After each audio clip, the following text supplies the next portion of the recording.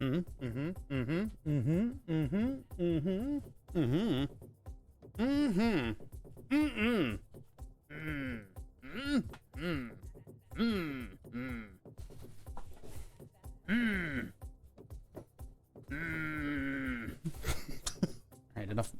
enough noises.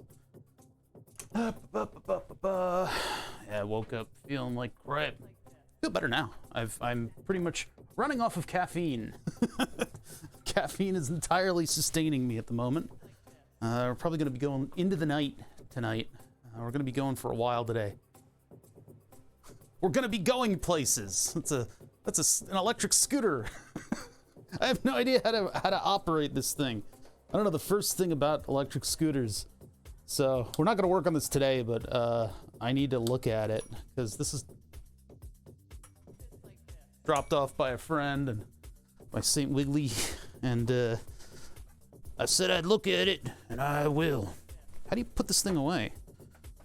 There's like a thing right here. I have to like hold the brakes. Oh no, it's like a whole thing. You fuck. Come here. How do you work? They push you in, kick it down. Ah! Oh! What the fuck? This thing out of the way. Dangerous. I'm gonna step on it like a banana peel. All right, I'm freezing cold down here. I gotta actually let hot air in. Actually have to open the window to let hot air in during the summer. Not the most efficient thing in the world. All right. Ooh, made me feel a little sick. But okay. I'm back over here. I have a place to sit. I don't have a scooter right there. This is Metronomic Live again. Kicking it. I guess they're doing Heart Bar, or at least that's what's on their SoundCloud. The previous music didn't get copyright strikes at all, so I'm pretty excited about that. Maybe this one will hopefully not get cut by anything, but I'm out here on my own. I have to face the weather myself. Me and my viewer. Man, you start 2 hours late and everybody goes away. Now that Metronomic isn't talking over the music, I miss it.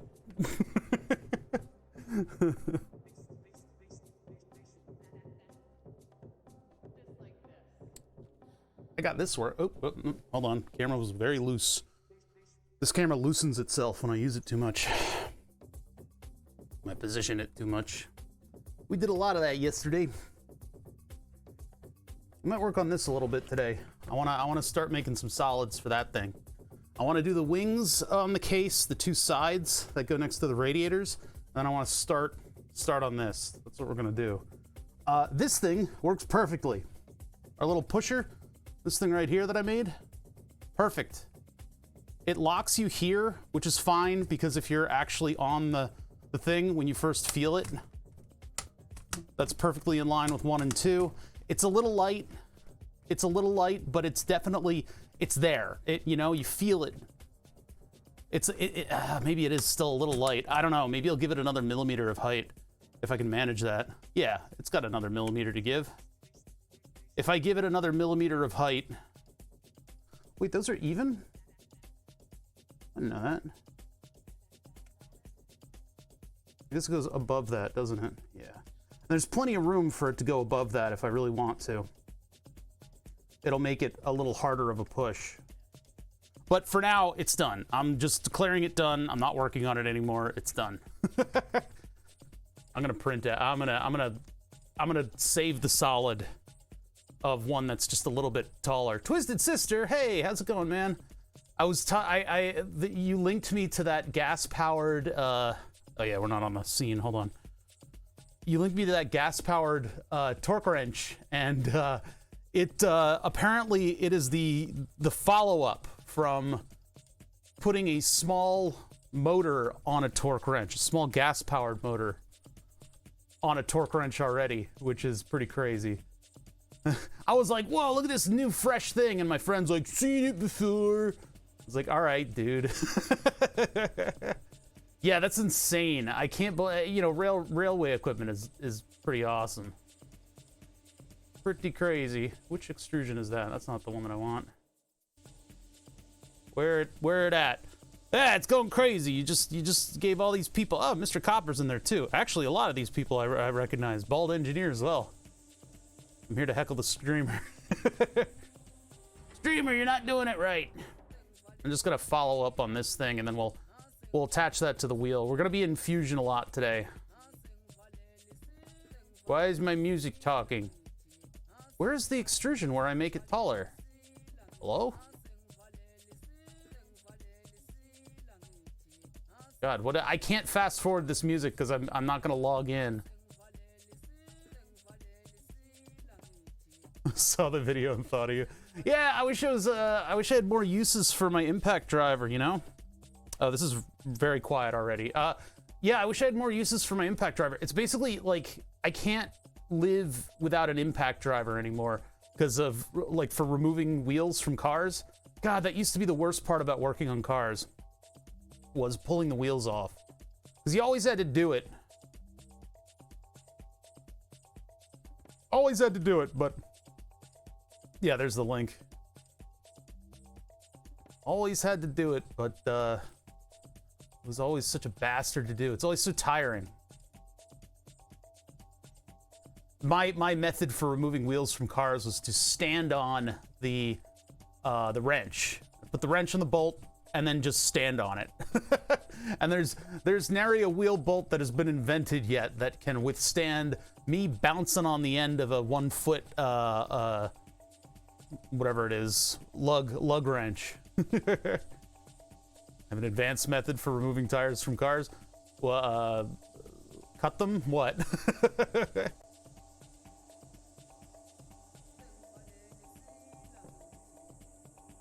Yeah, we're working on this today.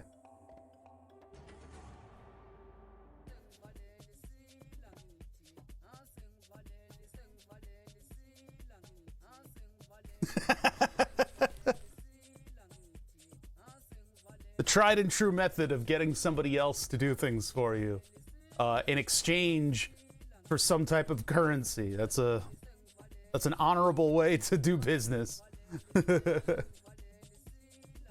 I guess while we're waiting, I can spool up the printer and print a taller one to make it a little bit more springy. Give it another millimeter. I mean, it's a decent amount of travel right now, and I'm not sure if the spring will let it go any further. Nor am I confident that this thing can actually hold the force. What, the computer? Oh god, I lost my OBS window again. I have to move OBS because if I do the old way of working on the computer, like if I look at this web page right now, this is what it looks like. And so my thumbnails have been me looking like this.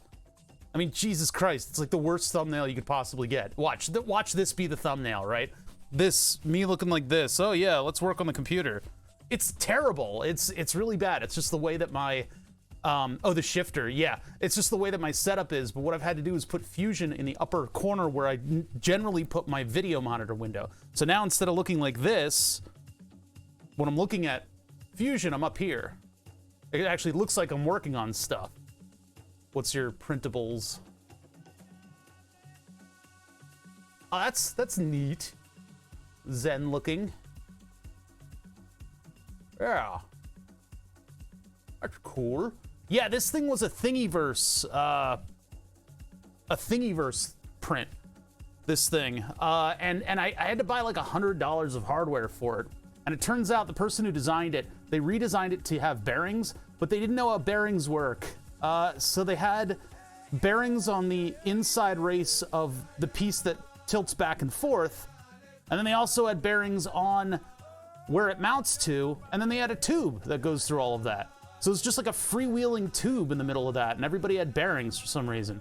So what we did is we took it into Fusion, and now it has one bearing. The tube is locked down, and there's, well, two bearings. There's two bearings on the tube that just allow this thing to move in the way that it does. And then I also redesigned it so that the whole thing all uses the same kind of bearing. They had like 5 different types of ball bearings in this thing, and that's why it was so expensive to get parts for it. It's one of these things where I guess they designed it for the parts they probably had on hand. In addition, this was a PVC. This was supposed to be a PVC pipe, which would have been a lot stronger during the testing phase. I'll have to like glue that or something. But we tried to use Fusion 360 to make an outer jacket for it. Yeah, there's a reason that's a job. DFM, yeah. This outer jacket we played with Fusion, it turns out using the embossing tool is a way to do a circular pattern, but it's complicated and annoying and it's difficult to work with because things don't necessarily happen the way they're supposed to happen. It's kind of annoying, but we were able to do that. And then I discovered, because of the shape of this thing, that I could snap a piece into the side here. I added these eyelets up here so that I could use RC car struts, and that gives it a good back and forth feel. And then I made this lockout so that it would feel like my shifter. So we're gonna be using this tomorrow. We're gonna be playing snow something or others. snow truck game, so we can chill out and I can use the force feedback wheel a little bit. Assuming it doesn't explode. I'm gonna have to test that in the morning to make sure that my wheel setup doesn't blow up the game in some way. You know, make sure it can be a Logitech G29 successfully. That should be pretty good though. Hopefully have a nice chill game experience with that. Yeah, I think this works really well. It's been a long project. We've unfortunately spent about a week working on this thing because I've not been pleased with its status. So finally got it to work, and I'm gonna leave it alone. Yeah, my wheel and shifter. It is multiplayer, but I'm not gonna do multiplayer. I'm not gonna do multiplayer. I'm doing it on my own. I gotta forge my own path. But yeah, I don't. The last time I did games with chat, it was a disaster. So it wasn't really a disaster. It was fun, but I'm streaming. Yeah, I'm streaming it. That's what I mean. Oh yeah. I need to set up my mixer so that the engine block feel in the CPU. Yeah, man, that's what we're going for. That's what we're going for. Should be pretty cool. Yeah. So This is what we're working on today. We're gonna work a little bit on this thing. I'm going to attach the shifter to the steering wheel, and then we'll work on this. We might work on the power supply for this a little bit too if I get bored, but I'll be doing this for a long time today. And then tomorrow we're gonna be playing games. Sister gifting another sub to rot it out. Hey, thank you for the gifting subs. I mean, you've given 5. I don't know if you must have accidentally hit a button. No, I really appreciate all the gift subs. Really, it does a lot around here. Holy shit. That should be pretty cool. I didn't even close the files since yesterday. They're still open. Why are these all blue? Did I recolor them in this? I must have recolored them in this. The appearance tool doesn't get a like a timeline marker. Go over to that. Bring that over here. There we go. That's who we're listening to. They do stream on Twitch. Metronomic Live streams on Twitch. So if you guys want more of this kind of content, follow them on Twitch. They haven't streamed in a while, which is why I'm on their SoundCloud. So you find it fit around? No.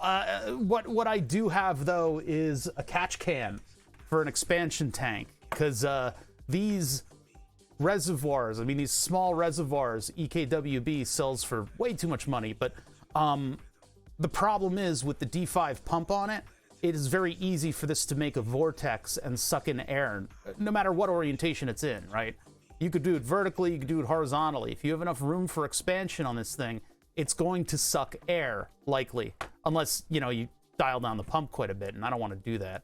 So what I'm gonna do is fill this reservoir completely with cooling fluid and then have a little bit of it up here so that it can expand and contract. And then if I need to catch bubbles, I can also reorient this in order to be the tallest thing on the build, so I can get bubbles out of everywhere.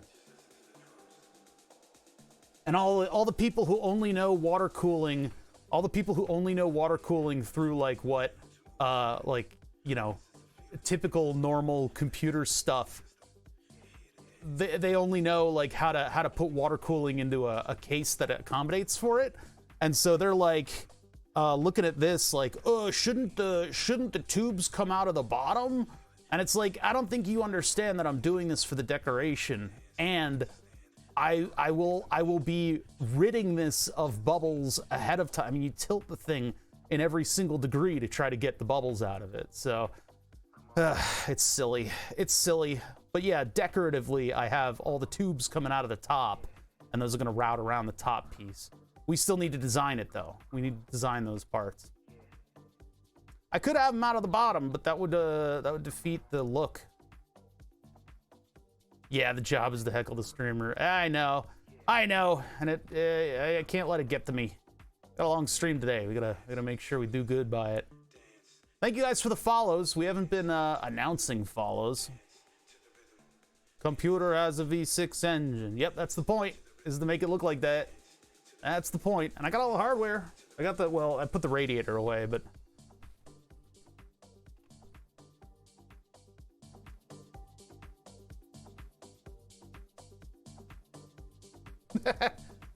Yeah, it comes with the territory, I know. You've done this to yourself.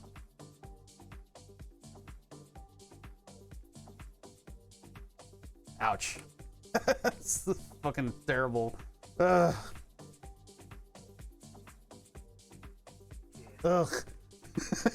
Don't even acknowledge it. I had a thing of peanut butter M&Ms last night, and I don't know what happened to it. I don't know where it went. I couldn't have finished it because my glucose levels weren't bad, so I guess I'll be on the hunt for it after stream. You're encouraging bad behavior. Thank you for gifting a sub that makes mistakes. That was the biggest mistake of his entire career, was making that pun. It's not really a pun, it's a joke. It's kind of a pun. It's a pun? Is that a pun? Is that a pun or is it just a joke? I don't understand which one it is. Which one is that? Is it a pun or a joke? Identify yourself. Oh, here's where that went. This is if I wanted smooth gears on this thing. Put that in, and then the roller's got like a smooth path. Makes mistakes, paying it forward a little bit by gifting to Why Not Because. This is sister gifting to Dmitry Kopriyanov. Dmitry Kopriyanov. Thank you for the gift sub. Call it a pun, it's a deliberate play on words, yeah. Yeah, a pun would be more, well, but you said he diode. Okay, diode. I don't know. Oh, why are my monitor windows like this? Okay, hold on. I gotta... Well, I appreciate you makes mistakes. Thank you. Thank you for doing that stuff. Heading to TwitchCon San Diego? Hell no. I'm not going to that Petri dish. Hell no. I think it would be fun to go to a TwitchCon at some point, because I feel like there's a lot of networking that I could do at a place like that. But at the same time, I'm a type 1 diabetic, and travel is scary, as well as, you know, we've got some pretty rough colds going on out there, you know? I don't know anybody who's ever gone to a con and not come back sick. So I know people will like try to, like, the talent will try to like wear gloves and stuff, but I live in San Diego. I'm not calling the place a Petri dish, I'm calling the convention a Petri dish. Yeah, I don't know when the last time, this has been up there for a while, but this is the live edge. I gotta get out of the way. This is the live edge board that I want to use for the new burn the subs. We're gonna work on that next week. We're gonna kick off working on that next week. I'm sort of tying up some loose ends on a Friday today because it's a lighter. I want to keep Fridays light. I don't want to have to like use my brain meats too much. So we're going to design some stuff for my computer build, which is a nice, easy project to understand. And then we're going to get back to burn the subs. I need to do quite a bit on that thing. It's been down for like more than a year now, I think. I don't know. We need to make a module for Python that allows me to trace the live edge and turn that into a mask. We need to finish the hardware. Hardware is the fun part because we get to redesign the 3D printed backing for the stuff so that it can accommodate the Clipper-based controller that Twisted Sister sent in. It's not Clipper-based, it's a SMT32-based TMC driver 3D printer controller. It's got 4 drivers on it automatically, so none of the drivers died. So having the drivers on sockets is fine, or not on sockets is fine. So I'm going to use that. This is like $100 piece of hardware that I've got sitting around. I want to actually get it to do stuff. So we're going to make that the main driver for Burn the Subs, because also Gerbil, GRBL, our old controller board, no longer supported. It's end of life. So we can modify Clipper and use its API to send G-code from our Python program. That's how Burn the Subs is gonna work. It's gonna be on this beautiful looking live edge table that I have absolutely no idea what I'm gonna do with when it's done. We might sand that down and start over with Burn the Subs. That might be what I do. I might have an undocumented Burn the Subs that vanishes. I'm not sure yet. Now, if I flip it, you don't see the live edge. Notice how all the live edge is facing us? It won't look good if I flip it. Trust the streamer here to know what he's talking about. Yeah, the thing is, when that board goes live, it's not a ton of work that we have to do, but it is going to take a little while because I want to water cool the laser, among other things. So when it does go live, there's going to be a lot of names in the queue, which is probably why I want to have the undocumented Burn the Subs, where we burn a bunch of names to it, see what it looks like, and then I just sand them all off.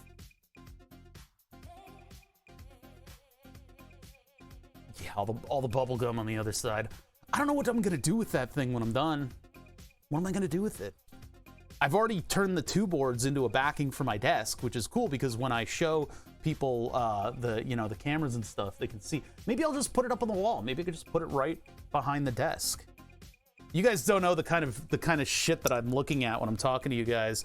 One of my panels just like fell down like a year, like 6 months ago, and I haven't even fixed it. It's like right there. I just have to pick it up and staple it to the wall. But yeah, maybe I could put it like right here. Just have it take up that space. I don't know. If it goes into furniture, it has to be a bench, because I won't rest until I've farted on every single one of my subscribers. That's just the rule of law.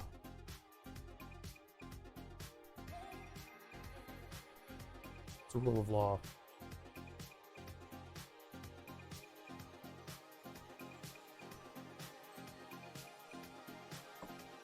Yeah, I'd have to like seal it. I think I'd use water locks though, if my water locks is still good. Make it into a work bench. I mean, these tables are at stool height, so it'd be a tall bench. I can make a picnic table bench out of it. Yeah, I know. Covering the names of subs would be bad with the gray mat. One day I need to get everything out of here, as if that's ever gonna happen. I'll have to move in order to make it a reality, because I need the better part of a month to seal this with water locks, this surface. I need to sand it and then seal it with water locks, and then it needs like 4 coats and then like a month for this stuff to solidify and then be pretty much an impenetrable coating. Water locks is awesome. I don't think I'll epoxy anything from now on. I'm just water locksing it. Burn the subs onto the gray mat and then sell the gray mat. A month of gaming bother. When I did the brew table, which is the table that's covered in shit right now, any open surface in a shop is like a fair game for stuff to go on, and I need to get everything off of that table. I really do. I need to clean that table off. I was thinking about doing like a sorting through stuff stream today, but you can see that table behind me. I stained that in here. That was a mistake. I bought an IPA that was from Manayunk, which is a place near here. It's one of those Pennsylvania things where nobody can spell it at all. Like the Schuylkill River. I would challenge chat without Googling it to try to spell it. Either Manayunk or Schuylkill, and you'll see how wrong you get when you finally do Google it. Open tabletops are a vacuum for stuff. Man, you really misspelled Manayunk. Wow. Anyway, no. So, so I stained the table in here, in this room, and I had this beer that was from a local brew in Manayunk. And if you know anything about the area or just Pennsylvania in general, supermarket that has beer, because they actually installed a bar in order to be able to have and sell beer. They try to have stuff that's local, and they have no idea what they're doing. So I look up. Yeah, looks for open surface in shop. So what I had was this beer that was a very strong IPA, and it was called Resin. And I had resin that was behind me drying. So the air was filled with toxins, and this sour, awful IPA was all my taste buds were filled with. I wanted to die. So for my desk, as in the computer desk, I actually have a tabletop we need to design a frame for. That one I stained, but I did that one in the garage. Because you need to let it sit for an extended amount of time. It takes like a month. Like Waterlocks is really good for like floors and stuff too. It's a really good surface. Like that stain over there, beautiful. But yeah, I needed to give it like a month to stop smelling like ass.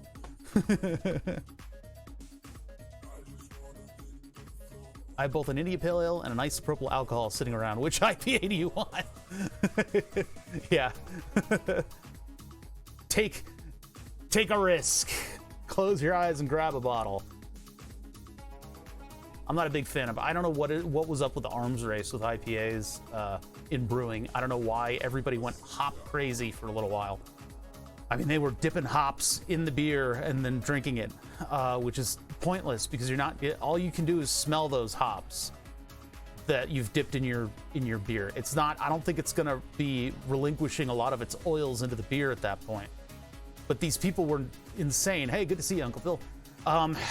Yeah, people were just crazy. They were running their brew as it was conditioning in the carboy. They would siphon it, and they would siphon it through more hops, like filter it through the hops. Oh my God. Distant Cacophony emote. There we go. Distant Cacophony subbed yesterday. Yeah, anyway, it went crazy. People went nuts, and I think they're finally starting to wake up to like the malt flavors in beer, because I really like the malty stuff in beer. I like the deeper flavors. Hops really enhances beer. It's very good. I mean, I know a lot about brewing. We used to brew on stream. It just, the boil takes too long. We'll have to get, you know, I still need to make a mead out of a friend that gave me Conshohocken. No, not Conshohocken. Trying to get more Pennsylvania names in here. It was basically a friend that, oh, and you subbed today. Hey, thank you, Uncle Phil, for the 14 months. That's a 13-month streak. I appreciate that. Thank you. Thank you, thank you. Thank you. Yeah, trying to get more Pennsylvania names into stuff. I have a friend who dropped off Westchester honey.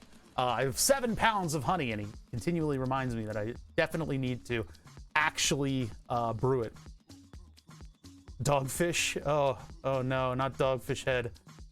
What is this stuff? Do I accept and am I over 18? Yeah, sure, whatever. What is this thing? Mini enamel animal will give you the power of off-center infusions. Just twist off the top, add hops, spices, fruit or whatnot, and fill with off-center ale and savor the fruits of your creativity.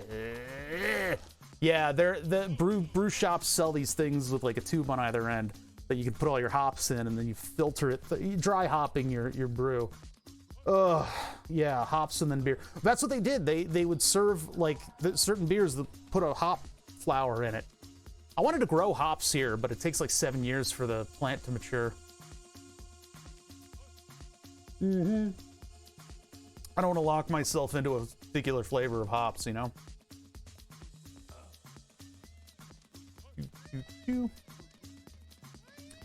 But yeah, people were all about those hops.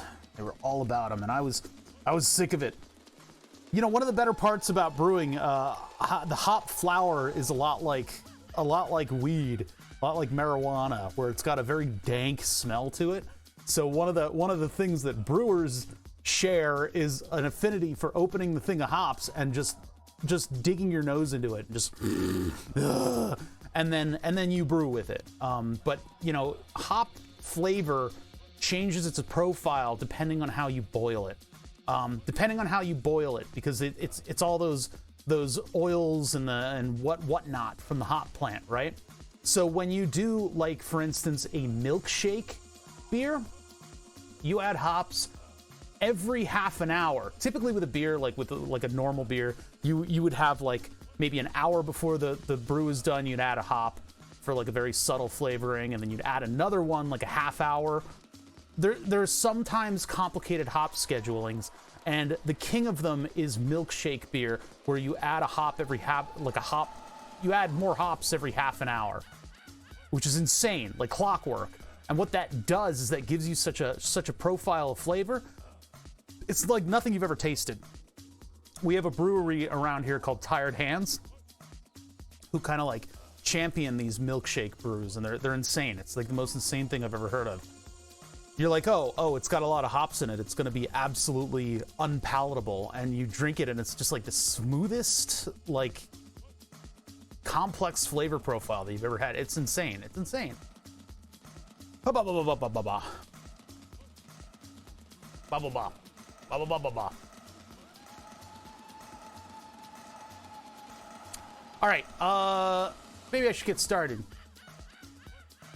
We're starting a little late today because I was tired. That's basically it. I was just tired. Yeah, starting a little late, and I'm gonna go late. So I'll be streaming for a while today. What are we working on? Well, I mean, it's, you know, I got this thing over here. Oh my God, infinite regression. I got this thing over here. I need to go to this scene. I need to do this. See this thing right here? It do be like that, yeah. It's just one of those things, huh? See this thing right here? We got to design some plastic for it. I got two different things that I need to design for. One of them is this power supply right here. This is a 750 watt power supply.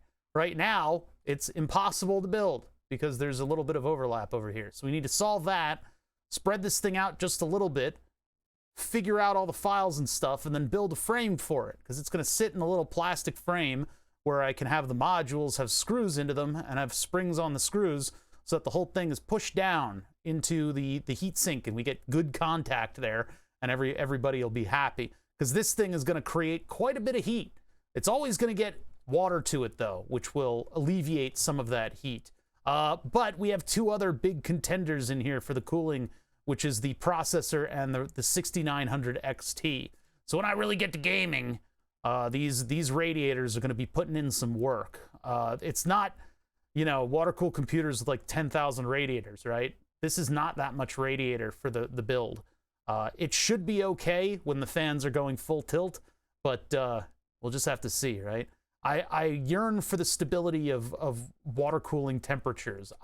This build right now, the 5950X on the B550 and the 6900 XT, that is currently running, and it's sitting behind me. It might actually restart because it's had sleep troubles, but it is running on a 750 watt power supply right now. So makes it look like an engine. Yeah, that was the whole point of this. So the point of, well, it's also pushing me a little bit, which is something that I say about every project. I say this about every project. It should scare you a little. It should push the boundaries a little bit, right? When you're looking at a project to do, you should go, I don't know how I'm going to do that. At least for some facet of the project, right? So that you push your skills out from where you're comfortable. I mean, it's not a great way to make money, but it's at least a good way to keep yourself from stagnating, right? So anyway, what this is, I mean, there's a lot of things that scare me about this, but one of the things that I was trying to do is get into water cooling a very nice computer. And so I bought all the hardware to water cool it, and then I wasn't able to find the graphics card until about a year later. And when I finally found the graphics card and I already have the water block for it, finally found it, built everything up, and we tried to make an air-cooled version of it. My old power supply didn't work for it, and simultaneously I took one of these radiators and I put it on top of the computer, and I was like, wait a minute, that'd be kind of cool. Like if I could make that on top, and then it would look kind of like a motor. I would kind of invoke the imagery of sort of automotive stuff. So originally it was supposed to be this design here, this bottom part, where it's just these sort of clean 3D printed panels that hold mesh, and it would have sort of highlighted the whole Radeon-ness of the build. And then the 6900 XT was like huge, right? It's like this big part of the whole thing. It is a beautiful design, and I'm kind of sad that I'm taking the water block off of it. If I get a water block that looks like the Radeon, it's like a $300 water block, so I'm not going to be doing that. Look at this thing. 6900 XT water block. I wonder if I could find one on like eBay. This one right here, $265.99. That thing looks so good though. That would look so awesome. I wish they would just, can you just give me one? God damn it. That wasn't fully on screen here, sorry. This thing. $200, $300 for this thing. I would feel bad having this from any other source than EKWB just giving it to me, right? Just because it's so expensive. Like, imagine if somebody in chat was like, I bought it for you and sent it to, I would feel terrible about that. That would be awful. Because it's like, it's such a waste of $200, $300, right? That's a waste of money. I would rather money like that go towards something a little bit more functional. But it saddens me because this is so good looking. It's not $300 good looking, but it is good looking. The other thing that EK does is they do wooden water blocks, which I think would be really fun to do one time. But this isn't a wood build, unfortunately, because wood would be very much in the sort of oh botherness of it all. I could get one of the wood blocks and then put a bunch of subscriber names on it. But no, we're not doing that. We're doing red plastic, anodized aluminum, carbon fiber, and things like that. We've got a particular look about this thing: red, black, and silver. Right? Put a Roots supercharger under it and use that as your blower. They blow it out your ass. No, I mean, like, if I were to go any further into this, I'd probably try to, I mean, originally I was going to put a round reservoir on top, but I found the EK reservoir looked a lot like, you know, sort of a square automotive type component. If I really wanted to take the look further, I would find something that looks like an air filter to put on top of it. Just a big V6 air filter. I mean, the superchargerist looking thing that I got is like these things. This one I had to model myself, but you know, like the little flow indicator. But I don't think we're gonna do the flow indicator. I did find a different flow indicator. I don't think it's in this model. Yeah, it's not in the assemblies. There's another type of flow indicator that I had on this thing that was it's like a little bit more horizontal. Where's that? Water cool parts? Where's that? Water cool fittings, maybe? WC fittings? The coolants thing. Look at this thing. Look at that thing. This coolants. I tried to make the solids look right with the appearance menu, but this coolants, like, this would be an interesting thing to put in, but people say it rattles like really bad. But that would have been a cool little addition to the front of the case so that I could have an indicator that stuff was happening. But fittings get very expensive. They add up very quickly, so I decided against it. I decided against it because all the expenditures add up very, very quickly. It would be nice to put something in this front section right here, though, just as like an indicator that things are working. But I guess all the fans going and everything will be enough. All right, so before we start working on this thing, what I'd like to do is just install the shifter onto the thing, because I need it onto the thing. Put the thing on the thing. So the thing and the thing, my brain doesn't work today. We printed out a different slope on this thing, on the little piece that gets pushed under the roller. You can see the roller right there and how this thing pushes up against it. With the new profile that actually, you know, with the solids actually extracted that we were looking at yesterday, this is enough of an indicator and it's at a good position. So I am going to keep it the way it is. So when I'm shifting, I can feel that and go into first and second, and then I know where third is. And then if I want to go in reverse, there's a clunk, right? I can't ride it as hard as I used to, giggity. I can't ride it quite the way that I do in my normal car, so I'm gonna have to shift carefully. And if I really need to, I can print out a new version of it that pushes against it a little bit more. But this is enough of a hit here that I have to intentionally push it over. Coming from 6th might be a little tough. I just have to be careful that it's intentional. On my car, it's a lot of force that's required to click it over to this. Like, it's a real clunk to get it over to the reverse, but I think we're gonna live with it for now because I don't know if the plastic can take the force.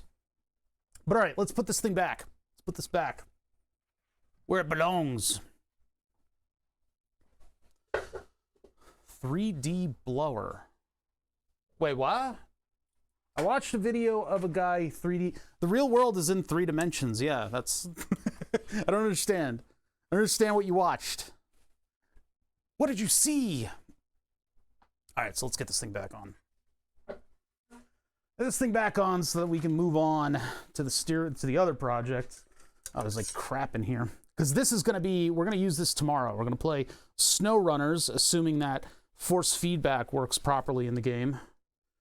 I had to rename the steering wheel to be a Logitech in the BIOS. Or sorry, in the BIOS, in the registry, not the BIOS. What am I talking about? My brain's scrambled today, guys. My brain is scrambled. But, yeah, there's entries in the registry that allow you to rename the USB device and have it recognized still as a force feedback controller without changing its parameters. So that's what I did. That's what I did. And that should allow us to use that wheel in SnowRunners. This is specifically a tutorial for SnowRunners, but if we run into other games that do this, at least they'll have all the ability to go in and change the registry to be whatever kind of device I want. I only have one code, and that's the Logitech G29, so hopefully that code takes us into, you know, any other troubleshooting that I have to do. I'd love to be able to find the hexadecimal designation for other wheels, so I could turn it into whatever supported wheel there is. But I only know the one. All right. So first, second, third. I mean, this is a weird position. Hold on. Let me see if I can sit on the stool and try this. Sorry, guy. 3D printed root-style blower. Oh, that's weird. For cooling a radiator in a PC. Ah, that's cool. It's not a BMW wheel. It's actually a Mercedes wheel.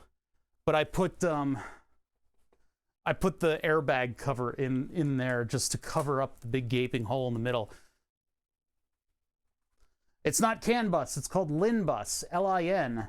It is a derivative bus that is a one-wire protocol that was made by an automotive consortium of a bunch of European manufacturers.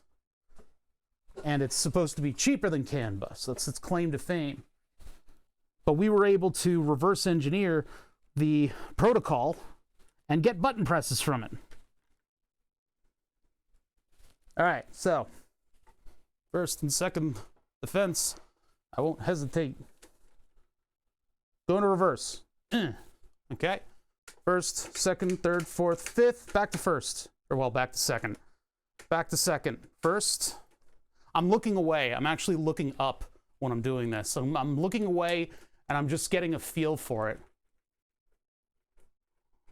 It needs slightly more click to it.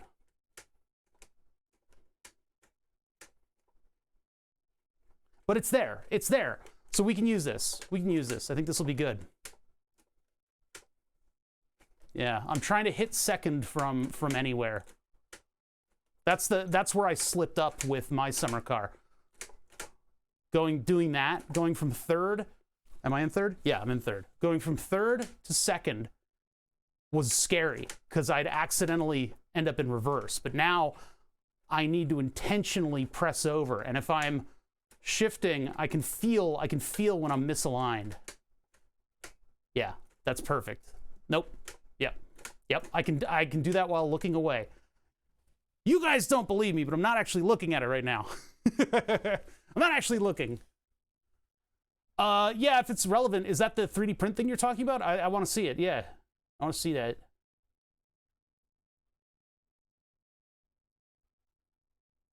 I want to see it. But yeah, anyway, it works. So our little throw out, our little lockout works. Yeah, let me see this. Hold on. Make sure it's okay. I'm not sure. I might have been sent this. No, I haven't seen this before. This is cool. Building a Roots-style blower. Is this... Okay, yeah, it needs to be muted. Okay. I'm going to where everybody was viewing. Why is everybody looking there? So my questions are... I think I've heard of this guy's channel before. Major Hardware? Maybe not. I don't know.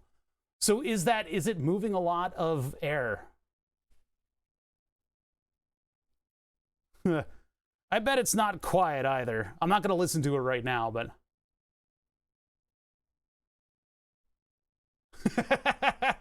He chose to print it in plastic that matches the Fusion 360 component cycling toggle. Yeah, the vaporwave coloration of 3D print filament. A lot of the colors that I was able to get, like the orange that I got, none of them have a particular deepness to it. They're all very light.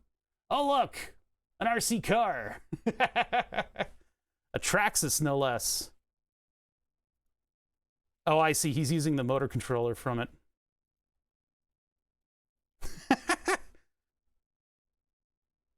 Goggles, of course. Oh, that's a cool project. That's a very cool project.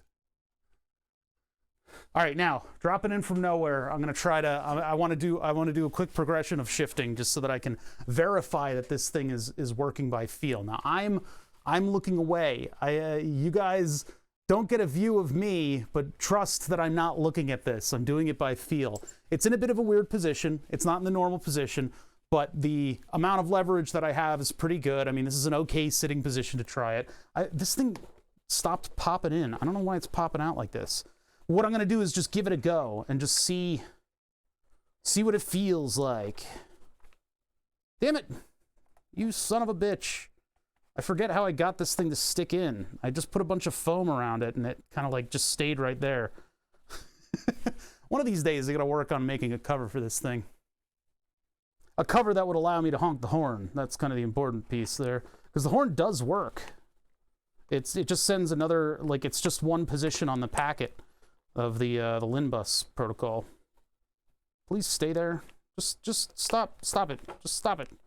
Stay there. I'll have to figure something out for holding that in. All right, so I'm looking away.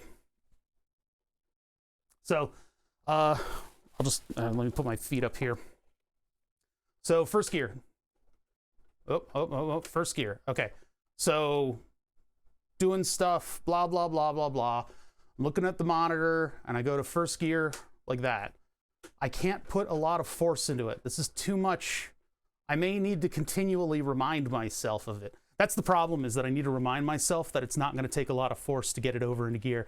In the real car, it takes a big push, like clunk, and then you can go into reverse. So one thing that I may do is print out another one of the blockers that's 1 millimeter taller.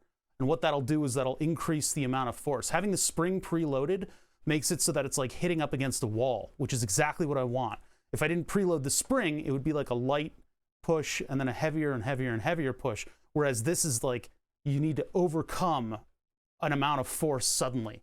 So it just feels like there's nothing there, right? That kind of feels like the end. And then I go into first. So first, second, third, back to second, fourth suddenly for some reason, back to second. Is that second? That is second. All right. Sixth gear that I don't have on my current car into reverse. well, into second rather. 6th gear. That is second. That felt like I clicked over. So 6th gear, and then suddenly shred the transmission. It's too easy to go into this lock area. But it's there. I can feel it. Yeah. Okay. I think I'm happy with it for now. Kick it into, and then if I have a 7th gear, I can put it here or there, depending on if the digital packet's going to cooperate.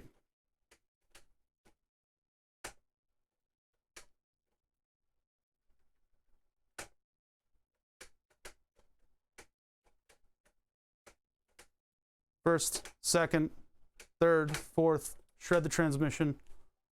6th, well, 5th, 6th. I need to do this. I need to remind myself of where it is, because it's boop, boop, and not, if I use the normal amount of force that I would like driving my car, I'll end up in reverse accidentally. Hey, TurboNed. Yeah, so the larger, the 1 millimeter taller lockout, perfect. I need to add I need to add another millimeter to it, so there's a little bit more force. But this is functional. We're gonna play snow runners with this. What I'm doing is I'm looking away, and I'm feeling where the lockout is, because that's what tells me when I'm in the right gear. And then boop boop to get into reverse. So my stock is now accurate. Ugh. It needs to have a lot of force to push it over. It needs to be like a clunk. But I might blow out the mount if I do that. So this is good. If I remember that I can't do spirited shifting, because see that was effortless. That's effortless if I'm shifting it like it's a real car. But if I shift it like it's a controller, I have a lot better luck with it. Oh, good, that is first. Yeah, that's what I did. We designed in Fusion a lockout.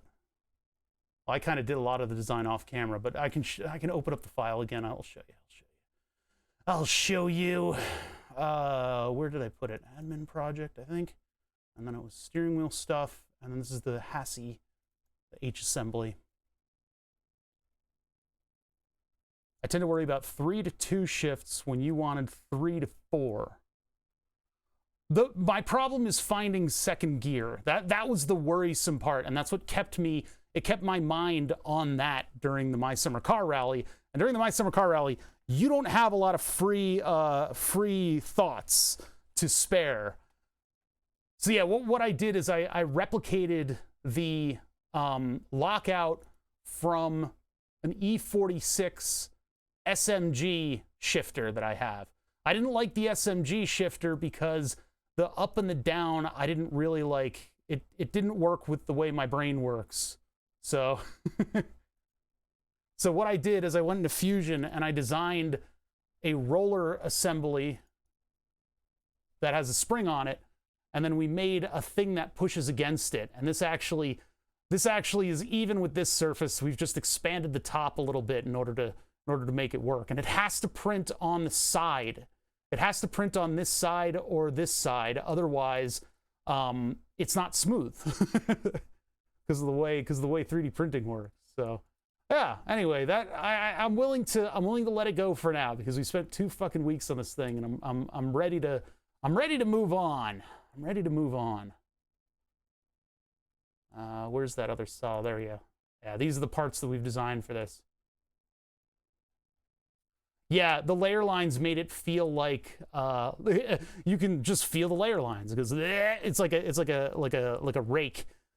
It's like do do do do do. You can feel every individual layer when you have it like that. So what I did, it has to print on the side, so that means there has to be a screw in the front.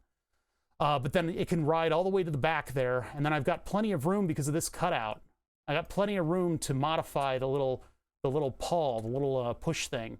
I have added 2 millimeters to it here, and that's what I'll print out next if I feel like trying to make it lock out more, but I have a feeling it's going to bust through the outside plastic at some point. So, but this was somebody else's design. This is CET3D. CET3D had this thing on Thingiverse, and so we took the solids into Fusion, and made them into fusion solids, and then I modified them from there. I added these eyelets on the top of this shifter so that I could use RC car struts to give it kind of a damped feel, so it felt like it was actually doing work. But yeah, anyway, that's the simulator, the sim setup project involves real car parts to a degree, and this was sort of the end chapter of getting the real shifter to feel like my fake shifter. Let me put this back together so I can just put it aside. Yeah, put this thing back together. Where'd the roller go? Where'd the roller go? Oh, it's right here. Yeah, so I basically reverse engineered this and redesigned it. Yeah. Oh, welcome to Friday. God, it's getting hot in here, actually. I might have to close that window again. Good God, y'all. It's a Friday. I feel like I got 1 hour of sleep. I got more sleep than that, but it just feels like an hour. I don't know why. But yeah, we're going to work on that. We're going to work a little bit on the power supply today. We're going to work on the shifter. Or, no, sorry. We're going to work on the power supply and the AMD build, because it's a nice, easy project to explain to people. See, the way this thing is just a magnet switch with a big circuit board beneath it, right? That's all this shifter is, the SMG shifter. So the ramp here against this spring gives you the forward-backwards feel, and the side-to-side feel is given to you by a roller and a spring in this housing, and it's got a little track that it follows down there. And so that was the key, is having one spring that will allow you to get a feel of flipping over into reverse after a bit of effort and then punch you back out of it. It's still, that amount is still way more force than that thing, though. Yeah, it just feels, I don't know how to get the exact feel. I'd have to figure out how much the roller is moving, and it's not like I can see inside of this thing. So that's just where we are. We're just, you know, we can't go any further than that. It's just the way it is, because it'd be like it do. Use this so I have more torque. More torque! How's everybody's Friday shaping up? How's everybody's Friday shaking up? You guys putting out all the fires that your coworkers have created in an attempt to leave early? In a misguided attempt to leave early. I had a friend who would always schedule a meeting on Friday afternoon just to make sure, and it was a top priority meeting where he would just leave. He'd just leave work. He and a couple people would schedule this high priority meeting on a Friday afternoon just so that they had something on the books as an excuse for not going to the other meetings when they were being scheduled. Oh no, sorry, I got a standing thing on Friday that I can't get to. Sorry. Yeah, we've scheduled it forever. I can't move it. Why is this like fighting me so much? I think the screw is like off threads. These big bitey plastic screws, they make sort of their own threads in the plastic. And this screwdriver is not a high torque device, so I'm having a little trouble here. God, it got really hot. I'm like sweating. The Friday afternoon team building meeting, yeah. There you go. I think I need to like get my Torx bit thing, the thing that gives me a right angle handle on this. Woke up late, got stuck in terrible traffic, showed up about an hour late in total. Boss said he didn't even notice. I'm 2 hours late because I woke up late. That's what's been happening. My sleep schedule has been drifting further out, and it's not good. And the reason that I'm able to do that is because we got the coatings on the windows that allow me to sleep finally. So I think my body is just getting, oh God, this is a lot of fucking torque. My body's just getting used to the ability to sleep again. I mean, really, the root cause of all this, I need to get an earlier bedtime, to be honest. I get sidetracked late at night, and then I look at the clock, and it's like 4 a.m. And if I just get militant about my sleep schedule again, I'll feel much better. I put naps on my calendar so people don't bug me. That's just kind of awesome.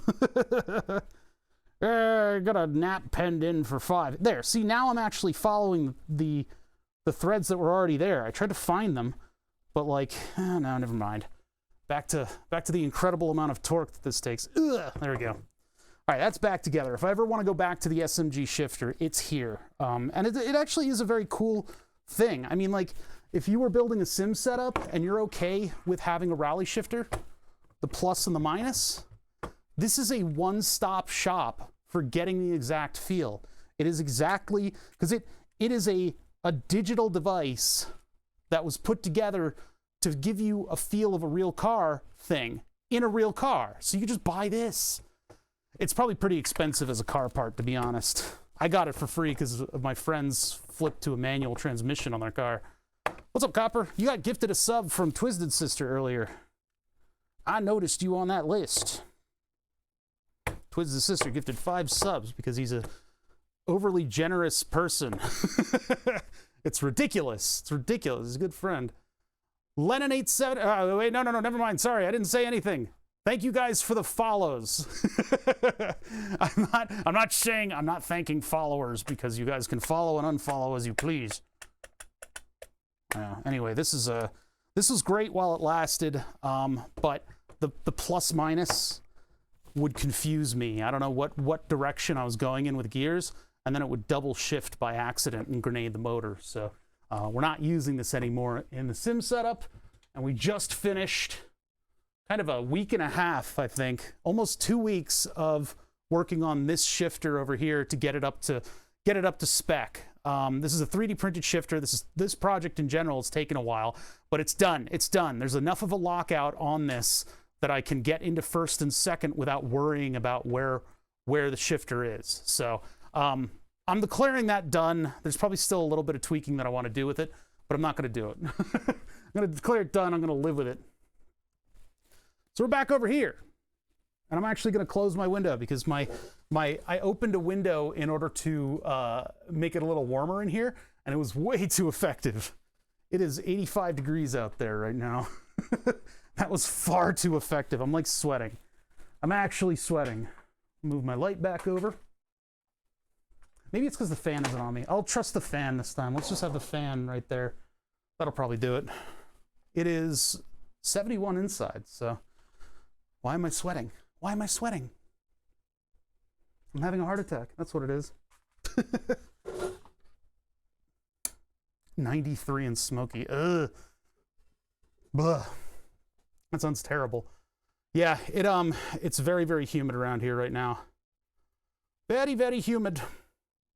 So we need to get to this stuff soon, by the way, which is APK, the auto pancreas, and all that stuff. I did a little bit of this.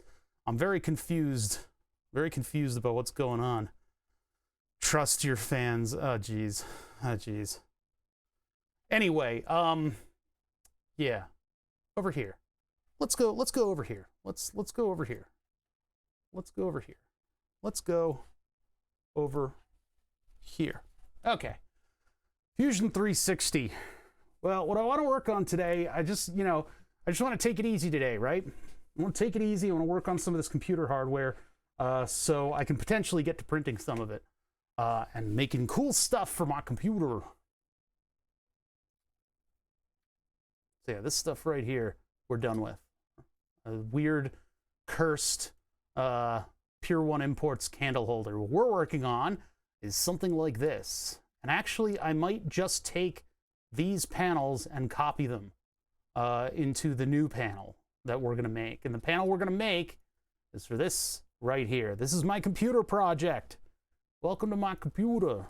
Let me just put that all the way over in the corner. Bring this out and over. So we got plenty of room to see what's going on. There we go. This is my computer. Currently, this computer exists in this form. It's just slightly different. It's just slightly different. There's no water cooling on it. And I have a 750 watt power supply and an AIO cooler sitting next to it right now. And there's a big open spot right here in the front corner. I'm trying to make use of the room that I've got in the computer in general. What I wanted to do originally was have this thing be air cooled for a while and then eventually go over to water cooling. But I've decided to jump into water cooling almost immediately on this thing, right? So what we've got right here is a B550 Strix, ROG Strix motherboard, a 5950X, and and a Radeon 6900 XT. So naturally I had to make the primary color of this build be red. All the plastic that I'm printing for this thing is red for AMD. AMD color codes. Now, there are no gradings in this thing yet. That's not something that I'm going to bother to render, because it's making like a grading for these things is excruciating in Fusion, and it's not worth it. It's just not worth it. We just have a representative of what everything looks like. The parts that I made myself, you can tell they're very faintly detailed, just to get a size guide so that I can basically, okay, when you're doing Fusion 360, SolidWorks in general, and probably other CAD programs. I'm not familiar with other CAD, but you do a drawing on like a plane, and then you extrude that drawing, and then you refine that extrusion until you have a solid. So where Fusion 360 really excels is that you can find step files of tons and tons of different objects, right? And so what we did is basically peruse the entire internet and found things that were either the part or close enough. And that's kind of how this thing came to be. This motherboard was not the B550, so I had to kind of mod around it and move some of the cutouts so that they were in alignment. Like, for instance, these two RF antennae are a millimeter to the side from where they are in the real thing. These luckily matched up. There's a USB thing here that I had to make a hole for, a reset button, and some other USB slots that didn't quite line up properly with the model. The model is a mini ITX, so the screw holes are in the right spots, and then I'll have standoffs, of course, going through them. But yeah, what it means is that you can go online and find things like AlphaCool, who has all of their radiators, all the 3D files for all of their different radiators online. There's always somebody out there making a fan, a Noctua fan that looks right. We just use the appearance menu on a lot of these things to make them look kind of like the right thing. So it's pretty cool. I can start contacting vendors and get you circuit board CAD. What do you mean, circuit board CAD? Simpler also means faster rendering. For those of us with crap GPUs, I find myself opening up third-party steps and vastly reducing detail for speed's sake. Yeah. I'm not, I mean, I've been running this on decent computers, so it's this is a GTX 970 right now in this computer, so I've had no trouble. I like Fusion 360's kind of simple layout. I really like it, but server companies, mechanical engineer. That's right. Yeah. I know that. All I do is work with stuff in CAD. Oh, I see. Yeah, I mean, I'm happy, I'm decently happy with Fusion 360's CAD stuff, but, or are you talking to the other person? I don't know what's going on in my chat. I don't know what's going on in my chat right now. But yeah, we need to design a couple more solids around this thing, and we need to get to the primary center of this entire thing, the gooey center bit of this entire thing. And so the last couple steps before I start designing the center were to get solids around the fans, and I want that side exposed because it looks more utilitarian, right? I'm not going to just cover everything with the mesh.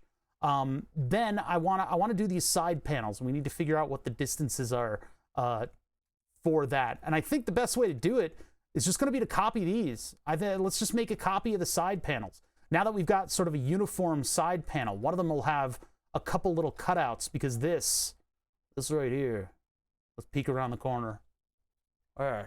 That right there, that power plug is very much getting in the way. The circuit board, the motherboard is pushed all the way to the side on this case. There's literally zero space over here, which is good, but it means that I need to alter the solids a little bit for it to fit. It actually overlaps the maker beam just a little bit over here in order to get everything to fit properly. And I guess I could jockey everything into place. I mean, I probably could move this to the right a little bit and then move this subsequently to the right or to the left. No, I can't. I can't. The power plug's coming in over there, and then this needs room for the PCIe cable to loop under that and then pop up and plug in right there, which it will have room to do, barely, and I'll have to figure out how the hoses will route as well. I think the hoses might be on... I may just put the hoses on top of the graphics card, just because it doesn't, you know, We don't need to be able to see into the graphics card. I do wish that I could get one of those fancy schmancy Radeon water blocks, but it would be cheaper for me to make one than to buy. I could take this plate and just make it out of metal and then do the cuts myself to make it look like the Radeon. I could probably do the cuts myself right now in the plastic. No, I'm not going to do that. I'm not going to do that. We're not going to make custom acrylics for this. Okay, so what I'd like to do right now is just make side panels. So let's go to the designs that I've already made, which is not in this folder. This is the admin project. I want to go to my main folder and then the computer projects. Look at all these computer things. Okay, we are doing the panels. So this would be the air-cooled upgrade folder. Front. Why are there two fronts? Front. Where's side? Maybe this one might have been side. Oh, we got this one open right now. What's the distance on this? From boop to boop. 216. No, I don't think that's right. I don't think that's my... Let's check. From boop. Hello? Boop. To... No, that's the wrong boop. Well, that's 300. Okay, yeah, so that's not the right one. The no filters baby build. What are you talking about, no filters? What? Okay. I'm smarter than you. That's this one, side grid holder. There we go. We want to duplicate this one because it's got the right width. So from here to here. That's 300. Okay, cool. So that's the one we want. We want side grid holder. So we want to copy it.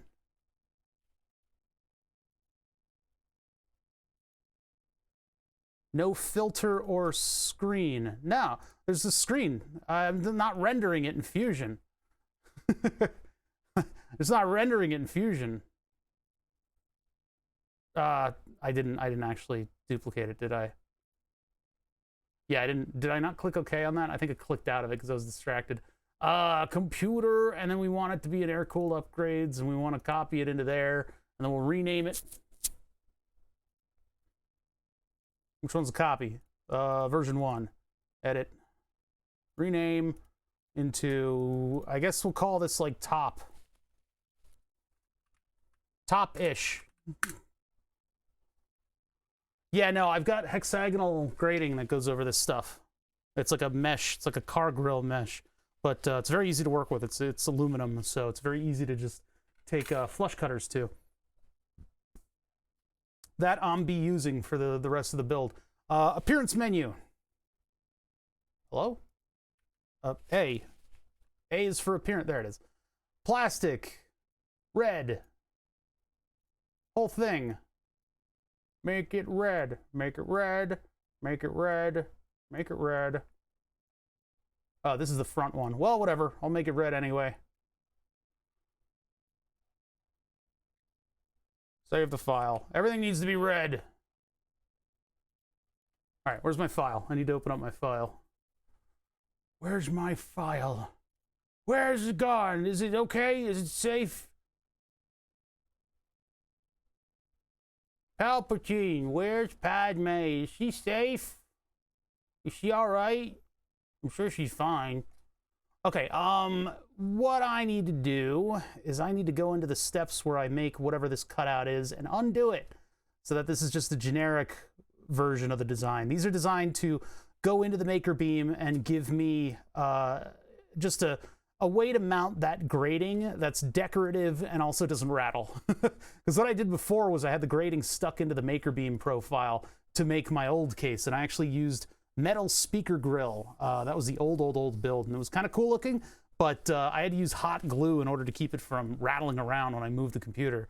So instead, I've decided to take a bunch of 3D printing into this and make these things, these panel-y things that are pretty decent at their job. Oh, I see what's going on here. I need this piece to go away. and I need to duplicate this piece. Or I need to do what I did on the one to the other, because what I've done down here is made a little bit of a strengthening thing on the end of the maker, or on the end of the 3D print. When I do this, the outward facing parts have to be on the bed, so they've got like a glassy, smooth texture. And then in order to do that, I had to have this little piece right here be supported by support material, which with PETG is very tricky to work with. And so I had to strengthen it in order to keep it from exploding. But yeah, we can very simply modify this part in order to make it work. Oh, I see what I did. Wait a minute. What did I do here? I extruded that 2 millimeters. Yeah, maybe we'll just do that again. So let's rewind time back to here. Oh no, let's do it after the chamfer.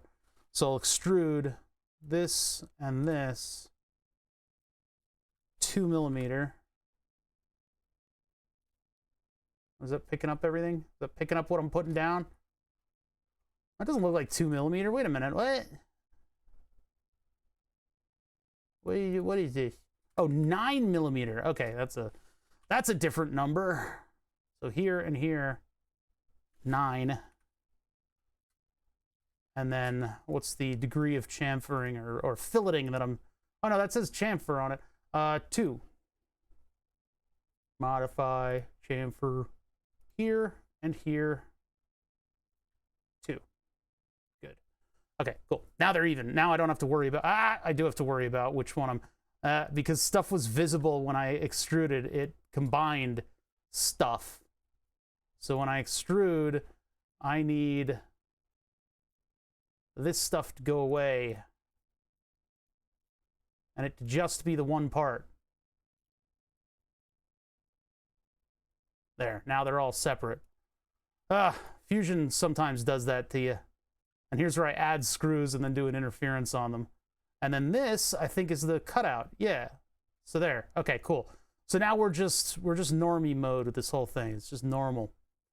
Okay, so it's 2 pieces that print out, and then the distance on this is what? Well, actually, what we could do is we could just pull this into the drawing right now. When we just hit save on it, and we go in here, wait for it to catch up with the rendering. Why did that stick? Okay, so here, and where the top-ish grid holder, pull that into this drawing. Fusion is going to get kind of belligerent when you have files open and 2 things at once. But I'm going to move this all the way out here. Get this out of the way because we've got some space restrictions on us. Get that into the drawing. All right. So now we can move this into position.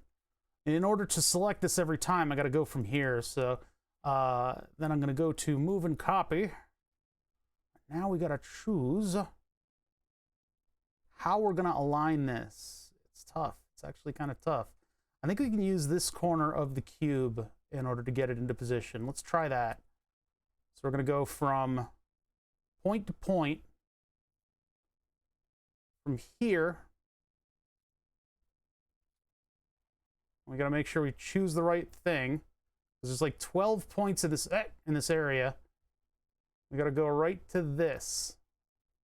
And that should keep it in alignment. Well, looky-doo. This thing is just the right size. That's weird. I didn't expect that. All right, let it reconcile what's going on. Lock this into place. Huh. I did not expect to be using 4 of the same type of panel on this thing. Well, that's pretty cool. So let's do another move on this. And actually, should I rewind time before or after? Let's double click on this and then we'll add this to the same step. So what I'll do is I'll move this. But this time, oh, I can't make a copy this way. All right. Let's rewind time. We got to go back. Oh, I need to finish this step before I go back. Finish the step, rewind time. That goes there. Now I can do move, but I can move and copy. And I'll just do a coordinate move. And I will take the copy. It undid my copy selection. I hate it when it does that. How dare CAD not retain a Boolean value? All right, so we'll do that. And now I can actually go forward in time. That's going to snap into position. I can double click on the position move, and now I can do this. I want to keep these steps sort of in their own little bubbles so that I can reference what I've changed and then jockey stuff around if I need to. But I do like the fact that this is the same. Why do I not see the points anymore? Hello? What happened to the view of the points? Okay. Go back to this, go back to that. Hello? What the hell? I got to do the tool again. I think I clicked out of the window. Alright. There we go. There's the origin. I don't know why that was like that. That's weird. And I'm moving it to right there.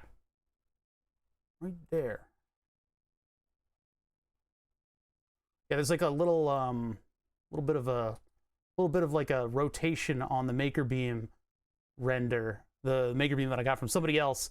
They were very faithful to the way the maker beam is in real life, which makes it very hard to use to line stuff up because the centers are off and everything's off. Everything's weird.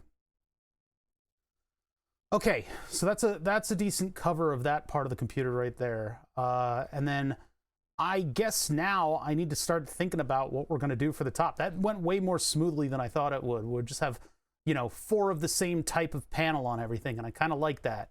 That works out nicely. That works out nicely. I have a headache. My head hurts.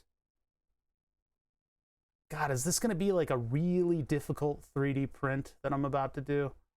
Because, like, I can use this surface and have something, like, fit into that. How long did it take you to make the 3D CAD model? I don't know how long I've been working on it, to be honest. It's been a while. It's one of those things that you just kind of work on, but, like, finding the stuff and like modifying parts in order to be the right stuff has taken quite a while. I would say there's probably more than 30 hours into this thing, but a lot of it is just me looking at it like I am right now going, what's the next thing here? Because there's been a lot of like evolving. This design has evolved over time. And so like these parts, I've got different versions of those parts on different builds. And it's been reinvented a couple times too. So I don't know where I'd estimate the amount of time. This 3D render is a work of art in and of itself. It's its own animal, and it scares me. It scares me deeply. I gotta think about how I want this to go together, because I've got possibly like a top surface here where I could mount a grid, but if I want it to look like, because like the V6, I think I still have the image open. Yeah, so I have like 1,000 windows open. V6, you would have stuff in the front of, right? And so I could make something that looks like stuff. I could make something that kind of like has that look to it, but that would be a little bit too disorderly for the for what we've got going here. What else do we have in V6 block? Yeah, because they all look like crazy go nuts stuff. That one's a little smoother than all the rest. Almost as smooth as our brains. But there's a coffee table. This would be the worst thing that you could possibly stub your toe on. Good Lord. It's just, you might as well just die. It's like, well, I'm dead. I'm dead. I've stubbed my toe on whatever the hell this crank pulley is down here. And I'm dead, and I have died. That one is super smooth. That's a 3D printer design, a 3D print design, huh? Could I like steal this front end and just mount that to the computer? No, I don't want to do that. I don't want to do that. Just like pull this thing into CAD and then do an interference fit and put some screw holes in it. Because we're not building a V6, we're not doing that. We're making something that resembles it. We're invoking the design language of a V6 motor So I just want to take a look and just see what we should do with the front end. I should probably put in V8. I mean, V6s are common enough.